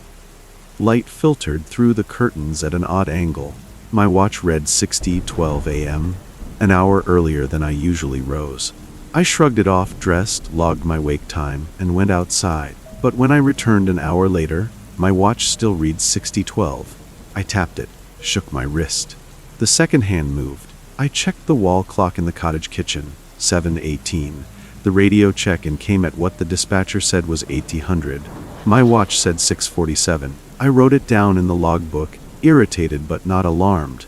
Cold affects batteries. Old equipment drifts. That night, I heard a sound outside the cottage, just once, like snow sliding off a stone. I didn't investigate. Snow does that. On day 4, I found my shovel leaning against the wrong wall. I distinctly remembered setting it beside the generator shed, blade facing in. Now it rested against the chapel steps, handle half buried in snow. I told myself I'd moved it without noticing. Isolation does that, blurs intention. Still, I wrote it down. On day 5, I realized the calendar was wrong. I crossed off days manually, thick black marker. Day 1, day 2, day 3. I was careful about it. The act grounded me. But when I woke, the X from the previous night was gone. The page was clean. I stood staring at it, marker in hand, a slow chill spreading through my chest. I checked the logbook. My handwriting was there. Entries neat, detailed, consistent. But the dates were wrong. One entry referenced a radio check, and I didn't remember making. Another mentioned inspecting the east path after a break in snowfall that, as far as I knew, never happened. The most unsettling part wasn't that the entries existed. It was that they sounded like me. Same phrasing, same shorthand, same habits. I laughed then, actually laughed. Okay, I said aloud. Okay, cabin fever. The sound of my voice echoed strangely in the cottage, like it had more room than it should. From then on, the silence changed. It stopped feeling empty and started feeling attentive. I began hearing faint sounds during the day. Soft taps, distant scrapes, always just one at a time. Never close enough to pinpoint. Tap, then nothing. At night it was worse. The generator's hum became something I listened to too closely, every fluctuation sounding like movement layered beneath it. I started sleeping with the radio on volume low, just to have another human presence in the room, even if it was only static and weather reports. I started double-checking everything, logging more, writing down thoughts, not just tasks. Day 6 thought I heard footsteps near section E. Investigated. Found nothing. Snow undisturbed. Day 6 later, why did I write this twice? Because I had. The same entry appeared 2 pages apart, identical down to the punctuation. I stopped trusting the logbook after that. I tried using my phone camera instead, proof that couldn't rewrite itself. I took photos of the gates, the paths, the chapel doors. I took a photo of the calendar on the wall, the watch on my wrist, the logbook open to a page. When I checked the gallery later, some photos were missing. Not all of them, just enough to make my stomach twist. The radio check-ins grew stranger. Dispatch began responding before I finished speaking. All secure, I'd say. All secure. The voice would echo back a half-second later, overlapping mine. I asked them to repeat themselves once. There was a pause. Then, grounds, confirm your status. My voice sounded wrong in my ears when I replied. Flat, careful, on day 8. Or what I thought was day 8. I woke to find boot prints outside the cottage door. They didn't lead anywhere. They formed a loose semicircle, pressed deep into the snow, toes pointed toward the door like a silent audience. My hands shook as I raised the radio. "There's someone here," I said. "I have visual evidence." Static. Then, "Negative," dispatch replied. "You are the only individual on site." I stared at the prints until the wind softened their edges, erasing them grain by grain. That night, I dreamed I was filling out paperwork at a desk buried under snow. Every time I finished a form, a hand reached out of the ground and slid it away. When I woke, my logbook lay open on the table. A new entry had been written. All in order. I didn't recognize the handwriting. The breaking point came when I found my watch buried in the cemetery. I was standing near an older plot in Section B when something caught the edge of my vision. Metal glinting through snow. I brushed it away with my glove. It was my watch. The strap snapped. The glass cracked. It read 6:12. I dropped it like it burned me. "How did you get here?" I whispered. The answer came not as a voice, but as a certainty. "You left it." I backed away, breath ragged, mind scrambling. I hadn't left the cottage without it. I knew that. Didn't I? I ran. Back to the cottage, slamming the door, shoving the chair under the handle.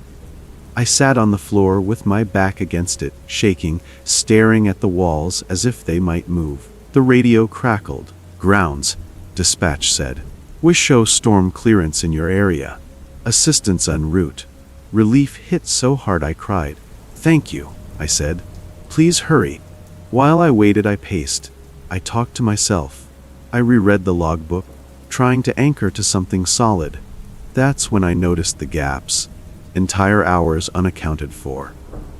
Entries referencing inspections I couldn't remember. Conversations I hadn't had. One page included a detailed description of standing in the cemetery at night, listening to something breathe beneath the snow. I slammed the bow. I said, "No, no, no." A knock came at the door, 3 sharp raps. I froze. The radio crackled again. "Grounds, respond. Team has arrived." I approached the door slowly, heart hammering. Through the window, I saw uniforms, reflective stripes, badges. I opened the door. They asked me routine questions: medical, mental state, timeline. Their voices were calm, efficient. One of them glanced past me into the cottage, eyes lingering on the logbook. "You did well," he said. "You maintained the site." As they escorted me out, I looked back. For just a moment, I saw someone standing near the tree line, half buried in snow, watching. When I blinked, they were gone. They took me home, cleared me medically, gave me time off. Life resumed, uneven but functional. Except sometimes, at night, I hear the generator hum under the sound of my refrigerator. Sometimes I find my phone moved slightly from where I left it. Sometimes my calendar is missing a day. And sometimes, when the house is very quiet, I hear a soft sound, familiar now, like snow sliding off stone tap. And I understand, with a cold certainty that settles deep in my bones, that the isolation didn't end when I left the cemetery. It just followed me somewhere quieter. I should have walked away the moment I saw the job listing. I didn't, because desperation has a way of sanding down your instincts until everything feels reasonable. I'd been laid off 3 months earlier, my savings bleeding out through rent, student loans, and a car that chose that exact winter to start dying in expensive, humiliating ways. I applied everywhere: warehouses, night shifts, janitorial contracts. When the county posting appeared, I barely hesitated. Temporar positayon simar opiraiko sa PPUarta overnight hours. Hazard pay. Immediate start. The pay was higher than anything else I'd seen. No interview required. Just a background check and a non-disclosure agreement thick enough to feel like a threat. I told myself it was just graves, dirt, stone, paperwork. I signed. The first day started in a fluorescent, lit office that smelled like burnt coffee and toner. There were 6 of us sitting in mismatched chairs, all avoiding eye contact the way people do when they know they're here for the same reason: money. not interest. Our supervisor introduced himself as Randall. Mid-40s, pressed shirt, county badge clipped precisely at his belt. He spoke like a man used to reading from scripts. "Your support staff," he said. "Not groundskeepers. Not clergy. You follow procedures exactly as written. Deviations are discouraged." He slid binders across the table. Each one was labeled Procol Minoelni GHT Operatios. Mine was heavier than it looked. Training was mostly mundane. Gate locks, vehicle logs, radio channels, which mausoleums were off limits and which sections we were not authorized to acknowledge. That phrase stuck with me. Not enter, not access, not authorized to acknowledge. Randall didn't elaborate. The cemetery itself was massive, older than the city around it, with sections that looked like they'd been forgotten on purpose. Newer plots sat clean and orderly near the entrance. The farther in you went, the older the stones became, tilting, sinking, clustered too closely together like they were huddling. My job was supposed to be simple: overnight monitoring, assisting with special services, and documenting irregularities. On the first night, I met my coworkers properly. There was Luis, quiet, late 20s, former EMT Jessa, who chain smoked and never took her jacket off. Owen, older, exhausted looking, who'd clearly been there longer than the rest of us. And two others whose names I forgot quickly because they didn't last. We were issued radios, flashlights, and ID badges with numbers instead of names. "Don't use names on the radio," Owen said quietly while Randall wasn't listening. "They don't like that." "Who doesn't?" I asked. Owen didn't answer. The strange protocols began immediately. We weren't allowed to whistle, not even absent-mindedly. We were told never to walk alone between midnight and 3017 a.m. We were instructed to report any sounds that repeated exactly 3 times, but only after the third occurrence. "If it happens twice, it's environmental," Randall said. "If it happens 3 times, it's procedural." No one laughed. Restricted areas were marked not with signs, but with absence, paths that ended abruptly. Gates without labels, mausoleums whose doors were welded shut from the outside. One structure, a sunken stone building near the oldest section, wasn't on the map at all. "What's that?" I asked during a walkthrough. Randall glanced at it briefly. "That's not relevant to your duties." Jessa caught my eye and shook her head once. Sharp. Warning. By the end of the first week, I noticed turnover. One guy, Mark, I think, just didn't show up one night. His badge was gone from the rack. Randall said he failed to complete onboarding. Luis whispered to me later, he asked too many questions. Another woman quit mid-shift, left her radio on the hood of a truck, and walked out the gate. Security footage showed her leaving calmly. Randall told us she'd violated contract terms. No one mentioned her again. Coworker warnings were subtle. No dramatic speeches, just small things. Owen would mutter, "Don't volunteer," whenever Randall asked for someone to assist with special services. Jessa once told me, "If they offer overtime after 2 a.m., say no." "Why?" I asked. She exhaled smoke. "Because then they notice you." I laughed it off, but my chest felt tight. The truth came on a night when Owen didn't show up. Randall didn't explain. He just reassigned duties and handed me a second flashlight. "You're assisting tonight," he said. "With what?" I asked. "Special services." They led me to Section D, the older plots, the ones that sank unevenly no matter how often they were filled. A backhoe waited there, engine idling. A casket rested beside an open grave. No clergy, just staff. "Why is this happening at night?" I asked. Randall adjusted his gloves. Discretion. The lid of the casket shifted. I froze. "Did you hear that?" I asked. Randall didn't look surprised. "Wes." Lewis swallowed hard. "Whistled." "Proceed," Randall said calmly. The lid knocked again. From the inside. I backed away. "No, No, this isn't. This is illegal. Randall finally looked at me. His expression was patient, practiced. They made it clear that, he said evenly, this operation exists outside conventional classifications. The lid cracked open a few inches. A hand pushed through. Muddy. Trembling. Help, a voice rasped. Police. Lewis turned away, face pale. Randall nodded to the others. They closed the lid. Slowly. I screamed. I don't remember deciding to. My body just did it. Randall grabbed my arm, grip bruising. You will document compliance, he said sharply, or you will join non-compliance. They lowered the casket. I stood there shaking, flashlight beam useless against the dark. When it was over, Randall handed me a clipboard.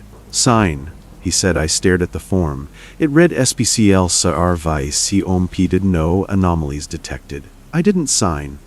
Randall leaned in close. Check your bank account tomorrow.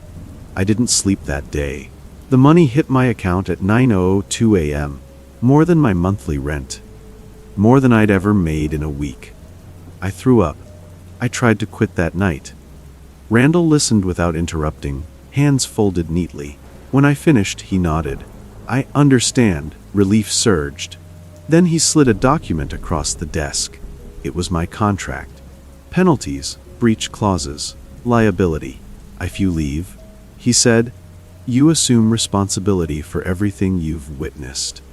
That's not legal, I whispered. He smiled thinly. It is here. I realized then that quitting wasn't an option. I was trapped. The work continued. More special services. More nights where I was forced to stand by, to log, to pretend. I stopped eating properly. I stopped calling friends back. I dreamed of knocking from inside boxes. Eventually, I found a way out, not clean, not safe. I faked a medical emergency, panic attack, ER visit, paper trail. They let me go after that. Not fired, released. Randall shook my hand. Take care of yourself, he said. And remember our agreement. I left the city 2 weeks later. New job, new field. I avoid night shifts. I avoid cemeteries.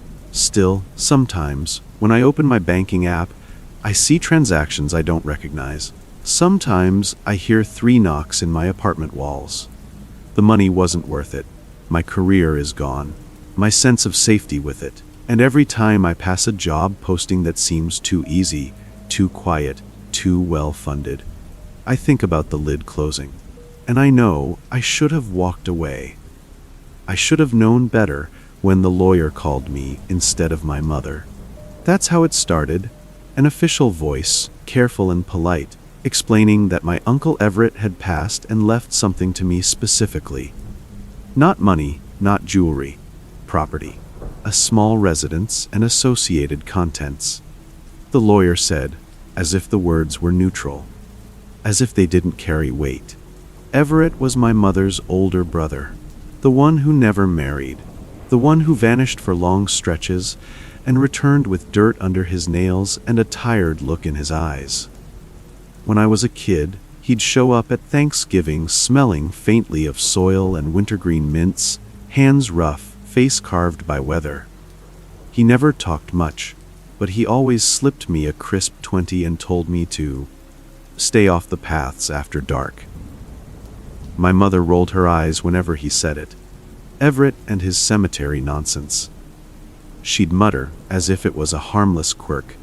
He worked at Ridgeview Cemetery for decades, long enough that his name was basically part of the grounds. He lived in the caretaker's cottage on the edge of the property, the one nobody wanted because it sat too close to the old sections. When I was in college, I drove by once out of curiosity and saw him in the yard, chopping wood like he was preparing for a siege. I didn't stop. I told myself I was busy. If only I had listened. The cottage came with the job, the lawyer explained. It was part of an operational arrangement that had been grandfathered in.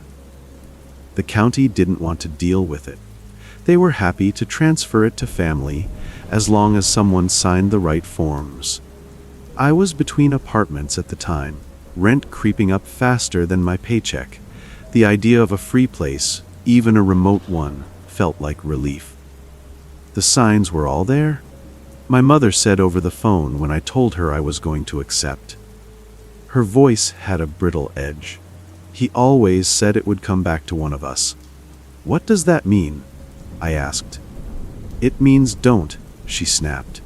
Then she sighed. Everett was complicated. That place was in his head. I laughed like she was being dramatic. It's a cottage, I said, on county land. My mother went quiet for a long moment, then said softly, I should have known better than to let him keep you close. I didn't understand then. I thought she meant his stories, his superstitions. I didn't realize she meant inheritance as a kind of infection. The cottage was smaller than I remembered. Weathered siding, porch sagging slightly, a single window facing the cemetery like an unblinking eye. The driveway was a narrow strip of gravel lined with bare trees. Snow still clung to the shadows even though spring had officially arrived. Inside, the air smelled stale, dust and old wood, and something faintly sweet underneath, like wintergreen. Everett's things were still there. The county had changed the locks, but hadn't touched anything else. His coat hung by the door. Boots lined up neatly, toes pointed out. A ring of keys sat on the kitchen hook, each one tagged with tiny metal labels stamped with numbers. On the table, there was a logbook, not a diary. Not personal musings. A work log, dates, times, weather conditions, notes about the grounds. I flipped it open and saw Everett's handwriting, blocky, careful, relentlessly consistent. Est mail qm tiep tiep mi usa leum securit. Leli isin. Do note movi, alin or dr. The phrases looked like procedure, like routine. Except some entries had additional notes in the margins written smaller, tighter, almost panicked. Itajin, 317 am do nanasablir. It setl dftr dadn tap mvr gin. I felt an uneasy thrill. The way you do when you find something you weren't meant to read. My rational brain said old man, isolation, superstition. My curiosity said, keep going. In the bedroom closet, I found a locked trunk. The key was on Everett's ring, labeled QTG. The lock clicked open too easily. Inside were things that didn't belong to a simple groundskeeper. Maps. Not the county maps I'd seen online, but hand-drawn ones on thick paper, edges worn, lines traced and retraced until the ink looked bruised. The cemetery was mapped in concentric loops, some paths circled in red, others scratched out entirely. Certain graves were marked with symbols, eyes, circles, crosses. There was also a radio, older model, heavy, with duct tape around the antenna. And beneath that, a manual stapled together by hand, cover page typed, Era IGHTO Pierdaus, Supl EMTEL Piero CDURS a Unanofis. I flipped through it, expecting prankish nonsense. What I found made my mouth go dry. Procedural language, bullet points, specific times, do nauti melpi dalsnierden 1200 and 317 aloin. Kano CKS, moit foer for UH bivar respond ding. Af THE seftis SAT6040 Sufir MOULO UD. I eftacht my uso lum ordio resides dio nauticiar fi RTF ya USCE somon ya okm station de aftar da octo nanota papiroh. It read like the workplace training manuals I'd skimmed at every job I'd ever had, except the content was wrong in a way that made my skin crawl. It wasn't ghost hunter theatrics. It was methodical, practical. The kind of document someone writes after repeating the same crisis enough times that panic becomes protocol. My first instinct was to close the trunk, pretend I hadn't seen it. Instead, I carried the manual to the kitchen table and read the entire thing. By the time I finished, the day had dimmed toward evening, and the cemetery outside the window looked darker than it should. I told myself I was creeping myself out. New place, old memories, too much caffeine. The first manifestation was so small I almost missed it. That night, as I brushed my teeth, I heard a faint tapping sound from the front door. Tap, tap. I froze, toothbrush in my mouth. The sound came again. Tap, tap. I stood still until my gums ached, listening. Nothing else. When I finally crept to the door, heart pounding, I saw no footprints on the porch, no branches blowing, no wind. I told myself the house was settling. Old wood shifts. But the next morning, I found the keys had moved. I'd hung them on the hook by the door. Now they sat in the center of the kitchen table, arranged in a neat circle like someone had placed them carefully. In the middle of the circle was the small key labeled CHOTG. I laughed nervously and checked the locks. Everything was secure. I told myself I must have done it sleepwalking. Then I opened Everett's logbook and saw a new entry at the bottom of the last page. In the same blocky handwriting, Yo Urlot E. My mouth went dry. I flipped back through previous pages, searching for any sign of prank or hidden ink. Nothing. The ink was fresh enough to shine faintly in the light. I tried to call my mother that afternoon. She didn't answer. I left a voicemail, trying to keep my voice casual. Hey, just got to the cottage. Found some of Uncle Everett's stuff. Kind of weird. Call me back. My mother texted an hour later, leave. Now I stared at the screen. Why? I typed, no response. I should have listened. Instead, I went deeper. The research phase began like any modern investigation: internet searches, county records, old news archives. Everett's name appeared in mundane places: employment rosters, city council meeting minutes about cemetery budgets. But then I found the obituaries. Not Everett's, others. People who worked at Ridgeview. Groundskeepers, supervisors, an assistant director. A handful of them died unusually young, and their obituaries used the same strange phrasing. Passed unexpectedly. Private service held. In lieu of flowers. One article from 23 years ago mentioned an incident at the cemetery involving unauthorized excavation. The article was short and vague, but it noted that county officials declined comment and that records were sealed. Sealed records for a cemetery incident. I requested what I could through public records. Most came back denied. Some came back heavily redacted, black bars swallowing entire paragraphs. Then I found a scanned forum post from years ago. Some local historian complaining that Ridgeview's oldest section had unofficial renovations that didn't match any public plan. There was one comment beneath it, anonymous, just a single sentence: it's not renovation, it's maintenance. That word again. Maintenance. Settling. Procedure. My skin prickled. I shut my laptop and looked out the window at the cemetery. The path that led from the cottage into the grounds was visible, half hidden among trees. A narrow line of dirt between stones, and in the snow-softened ground there were footprints, fresh, leading away from the cottage, leading toward the east path. No prints coming back. That night, the activity escalated. The radio from the trunk turned on by itself at 3:17 a.m. exactly. Static poured into the cottage like breath. I sat upright in bed, heart hammering, staring into the dark. Through the static, I heard a voice. Not words at first, just rhythm. A cadence like someone reading from a manual. Then it became clearer, and my blood turned cold. All in order, the voice said softly, like a reminder. All in order. I stumbled out of bed and grabbed the radio, fingers trembling. The dial was set to a frequency the manual described an internal channel. I turned it off. The static died. Then, from somewhere inside the walls, I heard tapping. Tap, tap, tap, tap. Not at the door this time, inside, as if someone was knocking from room to room. I clamped my hands over my ears until the sound faded. In the morning, the logbook had another new entry: EST TAPE. I didn't write that. I hadn't even gone outside. I began to understand that the inheritance wasn't the cottage. It was responsibility. Everett hadn't been keeping a log because he liked paperwork. He'd been maintaining something, feeding it routine, keeping it settled, and now that he was gone, the routine was continuing. demanding a new caretaker. Desperate solutions came quickly after that. I tried to leave. I loaded my car with essentials, trunk packed, keys in ignition. The engine wouldn't turn over. The battery was dead, though it had been fine the day before.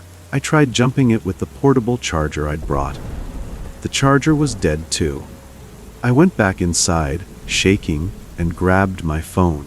No signal. I drove anyway, rolling downhill out of the driveway in neutral, hoping momentum would carry me far enough to flag someone down. At the edge of the property, the main gate stood closed. A chain looped through it. I hadn't locked it the night before. I hadn't even been near it. Hanging from the chain was a laminated county notice. Assisi's restaurasi to under HR Haziardo no Ramo Vabaroyars. The paper was crisp as if freshly printed. The signs were all there. Everett's warnings. My mother's fear. The manual. The procedures that weren't procedures. I went back to the cottage because there was nowhere else to go. That afternoon, I did the thing I swore I wouldn't. I followed the routine. I walked east first. The air felt heavier as soon as I stepped onto the east path, like walking into a room where someone had been holding their breath. At the archway, my fingers lifted without permission. Tap, tap. The sound echoed oddly, as if the stone were hollow. I whispered, barely audible, all in order. A pressure in my chest eased slightly, like a clenched fist opening. That's when I understood the worst truth of all the routine worked. Not because it was superstition, because something responded to it. For a few days after that, the cottage felt calmer. The radio stayed off. The tapping stopped. The logbook remained blank. I started to believe I could manage it. The way people learn to live with chronic illness, adjusting their life around the thing that won't go away.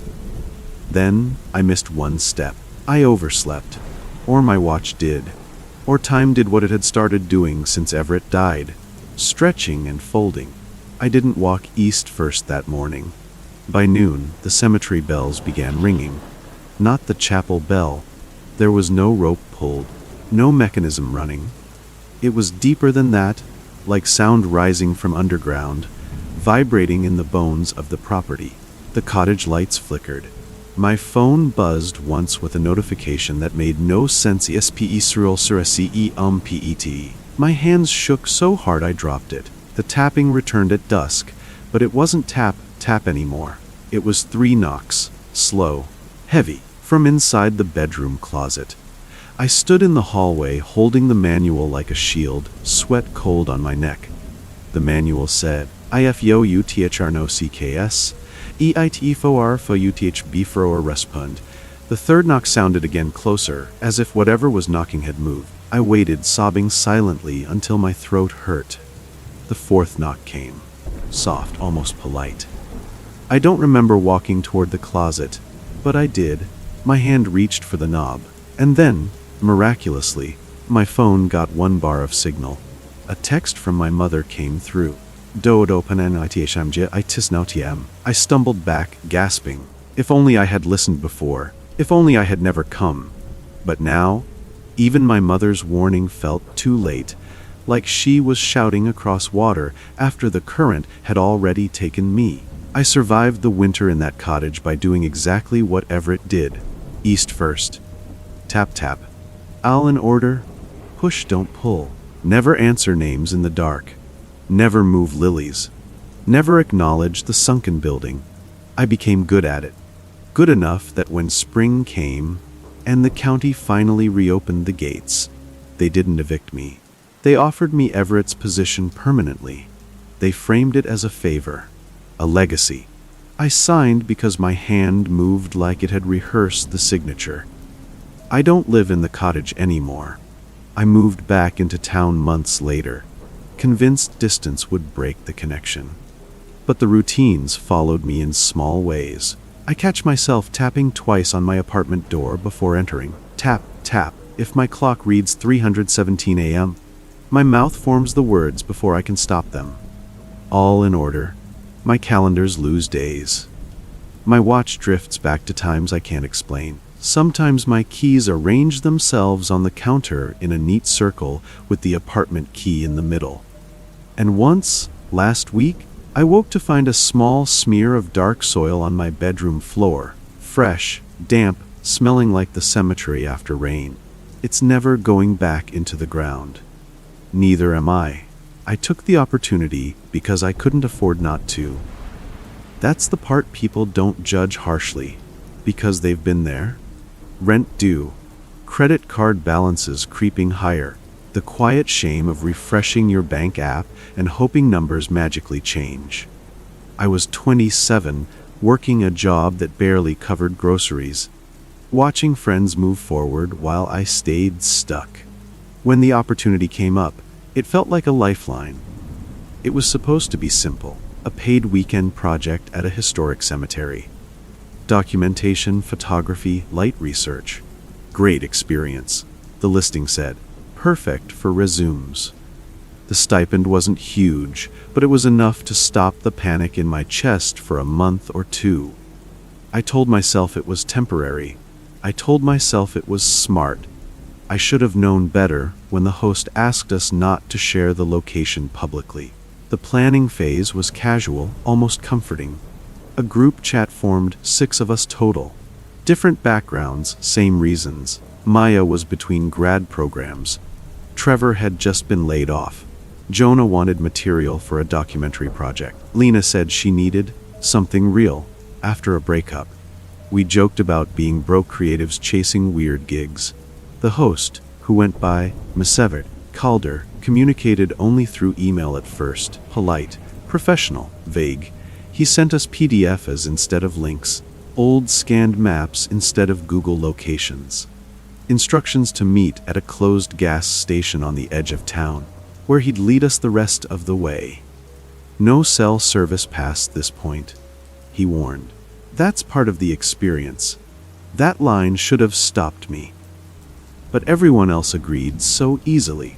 No one wanted to be the difficult one. No one wanted to lose the opportunity. The drive out was long and quiet, the road narrowing until trees pressed in on both sides like they were leaning to listen. When we finally pulled into the cemetery grounds, dusk was already settling, the sky bruised purple and gray. The cemetery was older than anything I'd ever seen in person. Not manicured, not comforting. Stones leaned at odd angles, names half eaten by time, iron fences rusted into lace. The air smelled like damp leaves and old earth. Something about it felt expectant. Mr. Calder met us near a small maintenance building. He was older than I expected, neat but not friendly, wearing a county-style jacket without a visible badge. He shook hands, one by one, firm grip, direct eye contact. "Phones off once we start?" he said calmly. "Not for secrecy, for focus." Trevor laughed. "Feels like a retreat already." Calder didn't smile. The first day passed without incident, and that almost made it worse. We set up equipment, took photos, logged headstones, followed paths Calder approved. He corrected us often, always politely. "Not that way. Don't cross there. Stay together." When Jonah asked why certain sections were marked off without signage, Calder replied, "Preservation issues." By nightfall, tension crept in the way it always does when people are tired and cut off from the outside world. Maya snapped at Lena over camera batteries. Trevor complained about the cold. I noticed Calder watching us more closely, like he was counting. That night, we stayed in a small on-site lodge, bare bones, outdated, but solid, no Wi-Fi, patchy signal that vanished after sunset. The first incident happened just after midnight. I was half asleep when I saw light flicker through the window. Not a flashlight beam, too steady, too far away. I woke Jonah, who was on the cot across from me. "Do you see that?" He frowned, peering outside. Probably security. But the light moved wrong, slow, floating. It drifted between headstones without casting shadows. Then it stopped, directly facing the lodge. We heard it then, a low sound like something scraping stone. Once, twice, 3 times.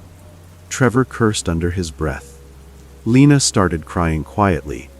Calder appeared in the doorway, fully dressed like he hadn't slept at all. "Stay inside," he said evenly. "It's nothing." "What is that?" Mia demanded. "Ground shift," Calder replied. "Temperature changes." The sound stopped. The light vanished. No one slept after that. The next morning, things escalated. Equipment was damaged.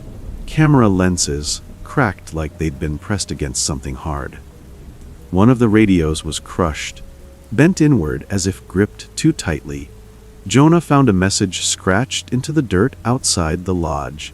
"Stawnpts." Calder claimed it was vandalism, but there were no footprints leading away.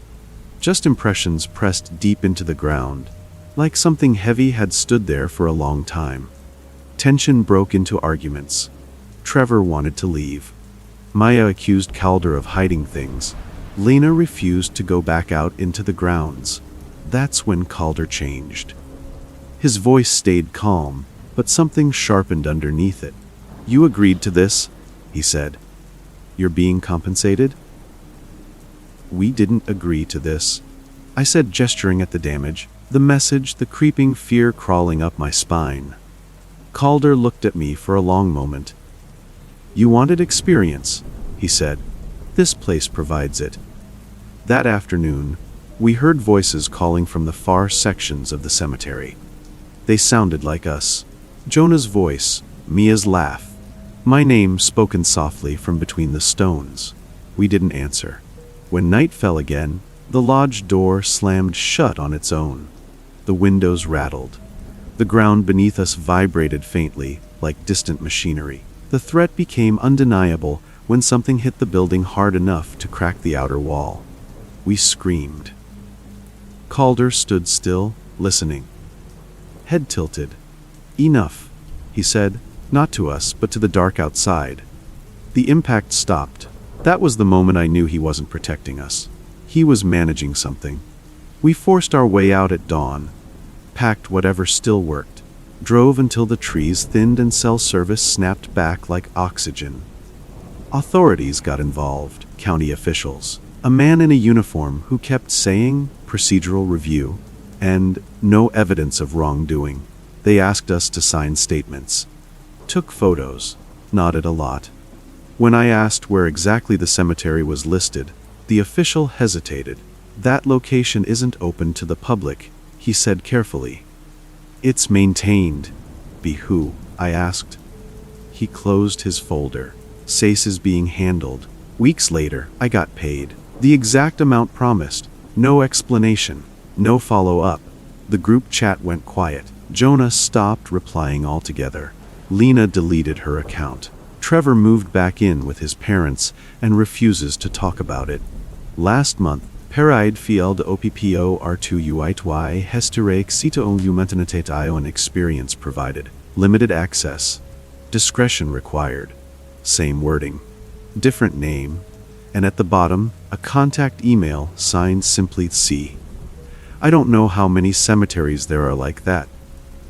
I don't know what they're maintaining. I only know that whenever authorities talk about it, they sound rehearsed, and they never say where it is. People always think it's strange when I talk about my family's cemetery tradition, and I've learned to get defensive about it fast. Yes, we spent nights in graveyards. Yes, we did it willingly. No, it wasn't some occult thing, and no, we weren't disrespectful. It was structured, careful, and, until recently, safe. My family has maintained plots at Ridgeview Cemetery for generations. Not just one section, but several. Old family lines that never quite moved away.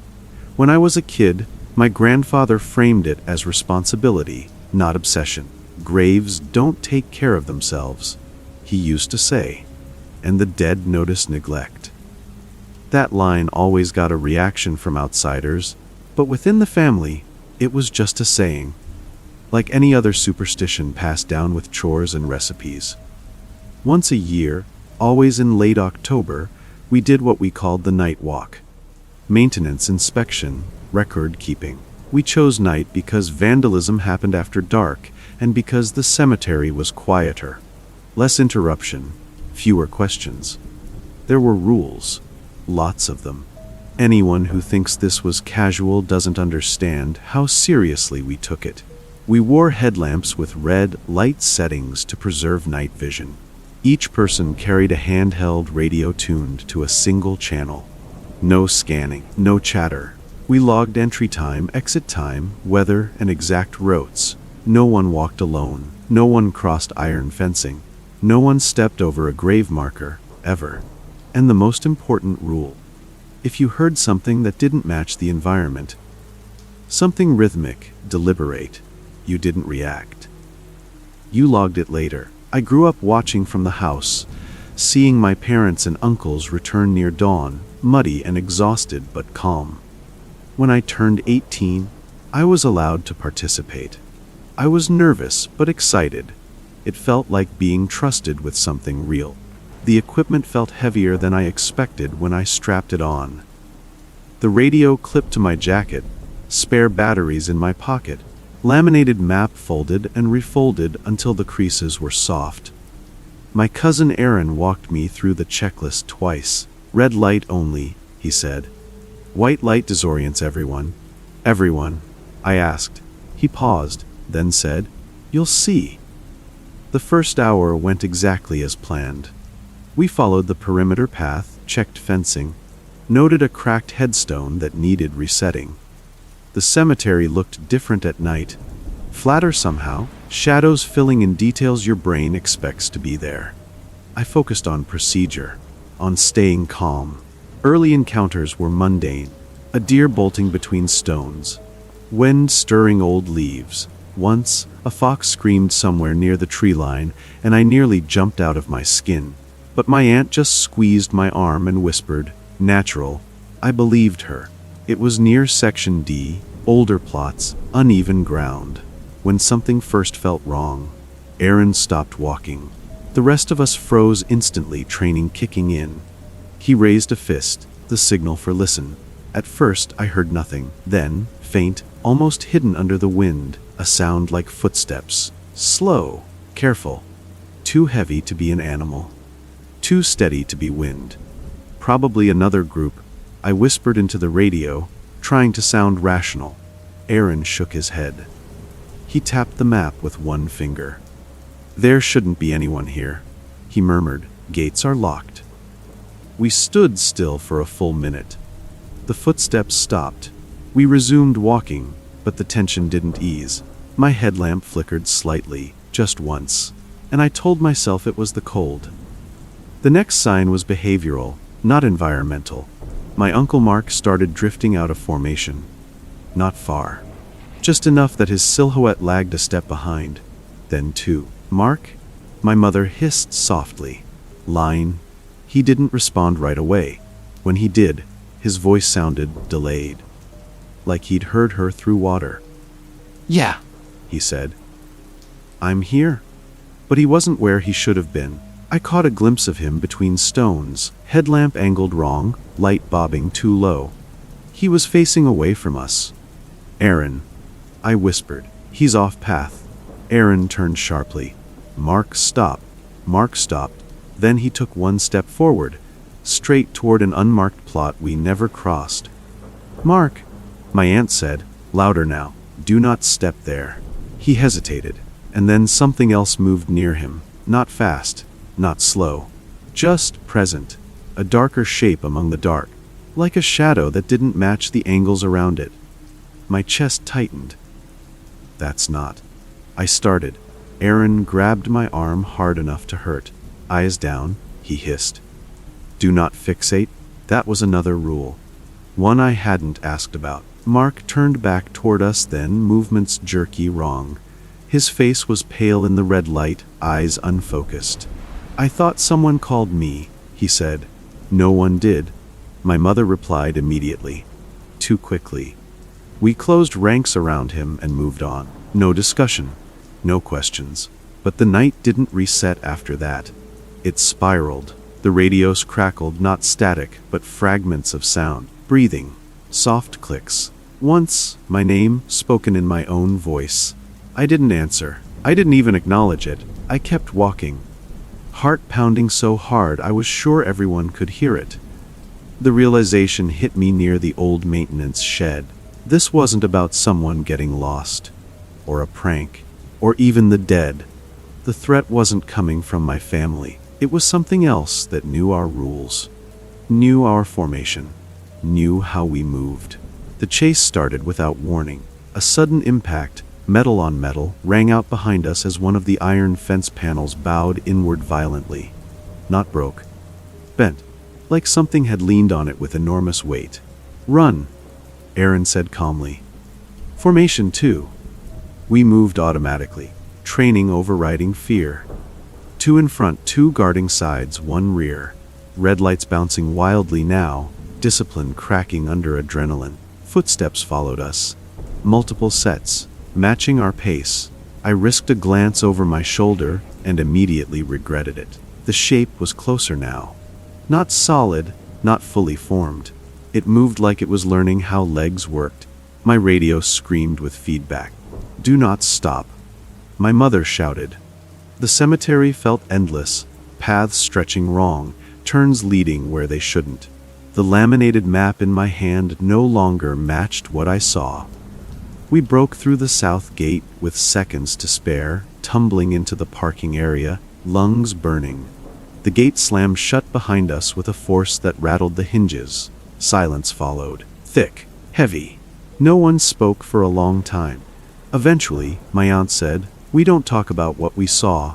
That was the group response. Unified, immediate, protective. Mark quit the tradition the next day. He moved away within a month. We didn't stop the night walk entirely, but the rules changed. Routes shortened, sections abandoned, radios upgraded. Still, something was unresolved. Last week, years later, I went back alone during the day. I don't know why.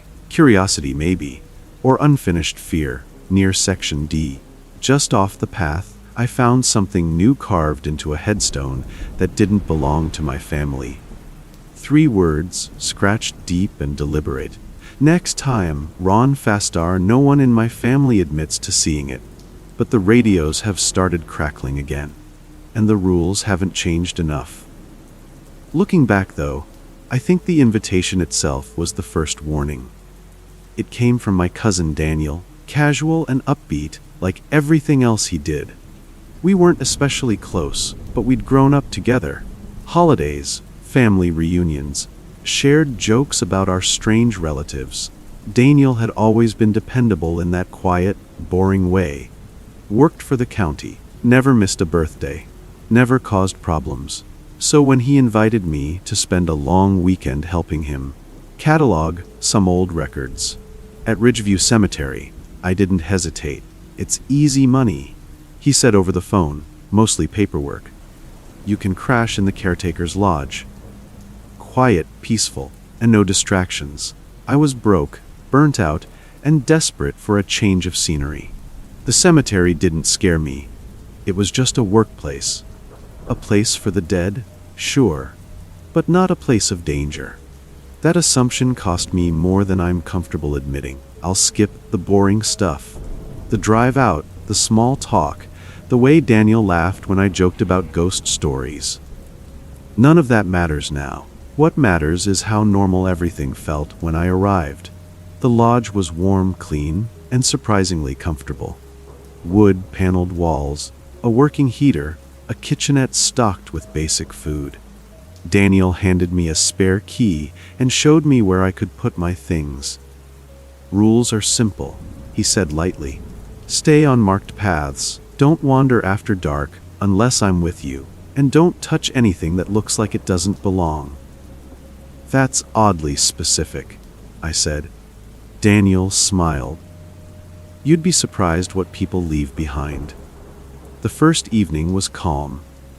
We ate takeout at the small table near the window, watching the cemetery darken into a landscape of shadows and pale stone. The place had a strange calm to it, quiet without being oppressive, almost peaceful. I slept well that night. The next morning, I started helping Daniel with the records, old burial logs, maintenance notes, digitizing documents that had never been scanned. Most of it was dull, but I didn't mind. The work felt grounding. The first red flag was my wallet. I'd left it on the dresser in the bedroom I was using. When I went back for it later, it was gone. I searched everywhere: bed, bags, pockets. Finally, I found it sitting neatly on the kitchen counter, open to the ID slot. My driver's license slightly misaligned. Daniel laughed when I mentioned it. "You probably moved it and forgot." "I didn't," I said, "but I let it go. Stress does weird things to memory." That afternoon, my phone charger went missing. I distinctly remembered plugging it in beside the bed. When I went to grab it, the outlet was empty. I found the charger later hanging from a hook near the back door, wrapped too neatly to be accidental. Daniel shrugged again. "This place messes with people. You'll get used to it." That was the phrase that stuck with me. You'll get used to it. The first night something happened, I didn't tell Daniel. I woke around 3 a.m. to a soft sound, like fingernails tapping wood. Tap, tap, tap. It seemed to come from the wall near the headboard. I held my breath, listening. The sound stopped. The heater kicked on. The room warmed. I told myself it was pipes, old wood settling, nothing worth panicking over. The next morning, I noticed my shoes were gone. Not missing, relocated. They were sitting outside the front door, toes perfectly aligned with the threshold, dusted lightly with soil. That's when unease started to creep in. Daniel brushed it off again. "You sleepwalk?" "No," I said. "Never have." "Well," he replied mildly, "first time for everything." That night, I slept with the lamp on. The escalating weirdness came fast after that. Muffled voices outside the lodge after dark. Not loud enough to understand, just cadence, like conversation carried on windless air. Once, I heard my name. Daniel insisted it was wildlife, or my imagination. When I tried to call my sister, the call dropped instantly. No signal. Daniel said reception was spotty by design. On the third day, I noticed a notebook on Daniel's desk that I hadn't seen before, leathered, bound. No label. When I picked it up, my stomach tightened. Inside were dates, times, and descriptions, but not of paperwork or maintenance. They were observations. Cum pliaant dsrentatone xpted byday2 item display cementi ftiv. My hands shook as I flipped pages. There were photos tucked between entries. Polaroids, me asleep, me working at the table, me standing outside the lodge, staring into the cemetery, something I did not remember doing. That's when it hit me. Daniel hadn't invited me to help. He'd invited me to be observed. I confronted him immediately, notebook in hand, heart racing. "What is this?" I demanded. Daniel didn't look surprised. He looked relieved. "You weren't supposed to find that yet," he said quietly. "Yet!" I shouted. "Daniel, what the hell is going on?" He closed the door behind him and lowered his voice.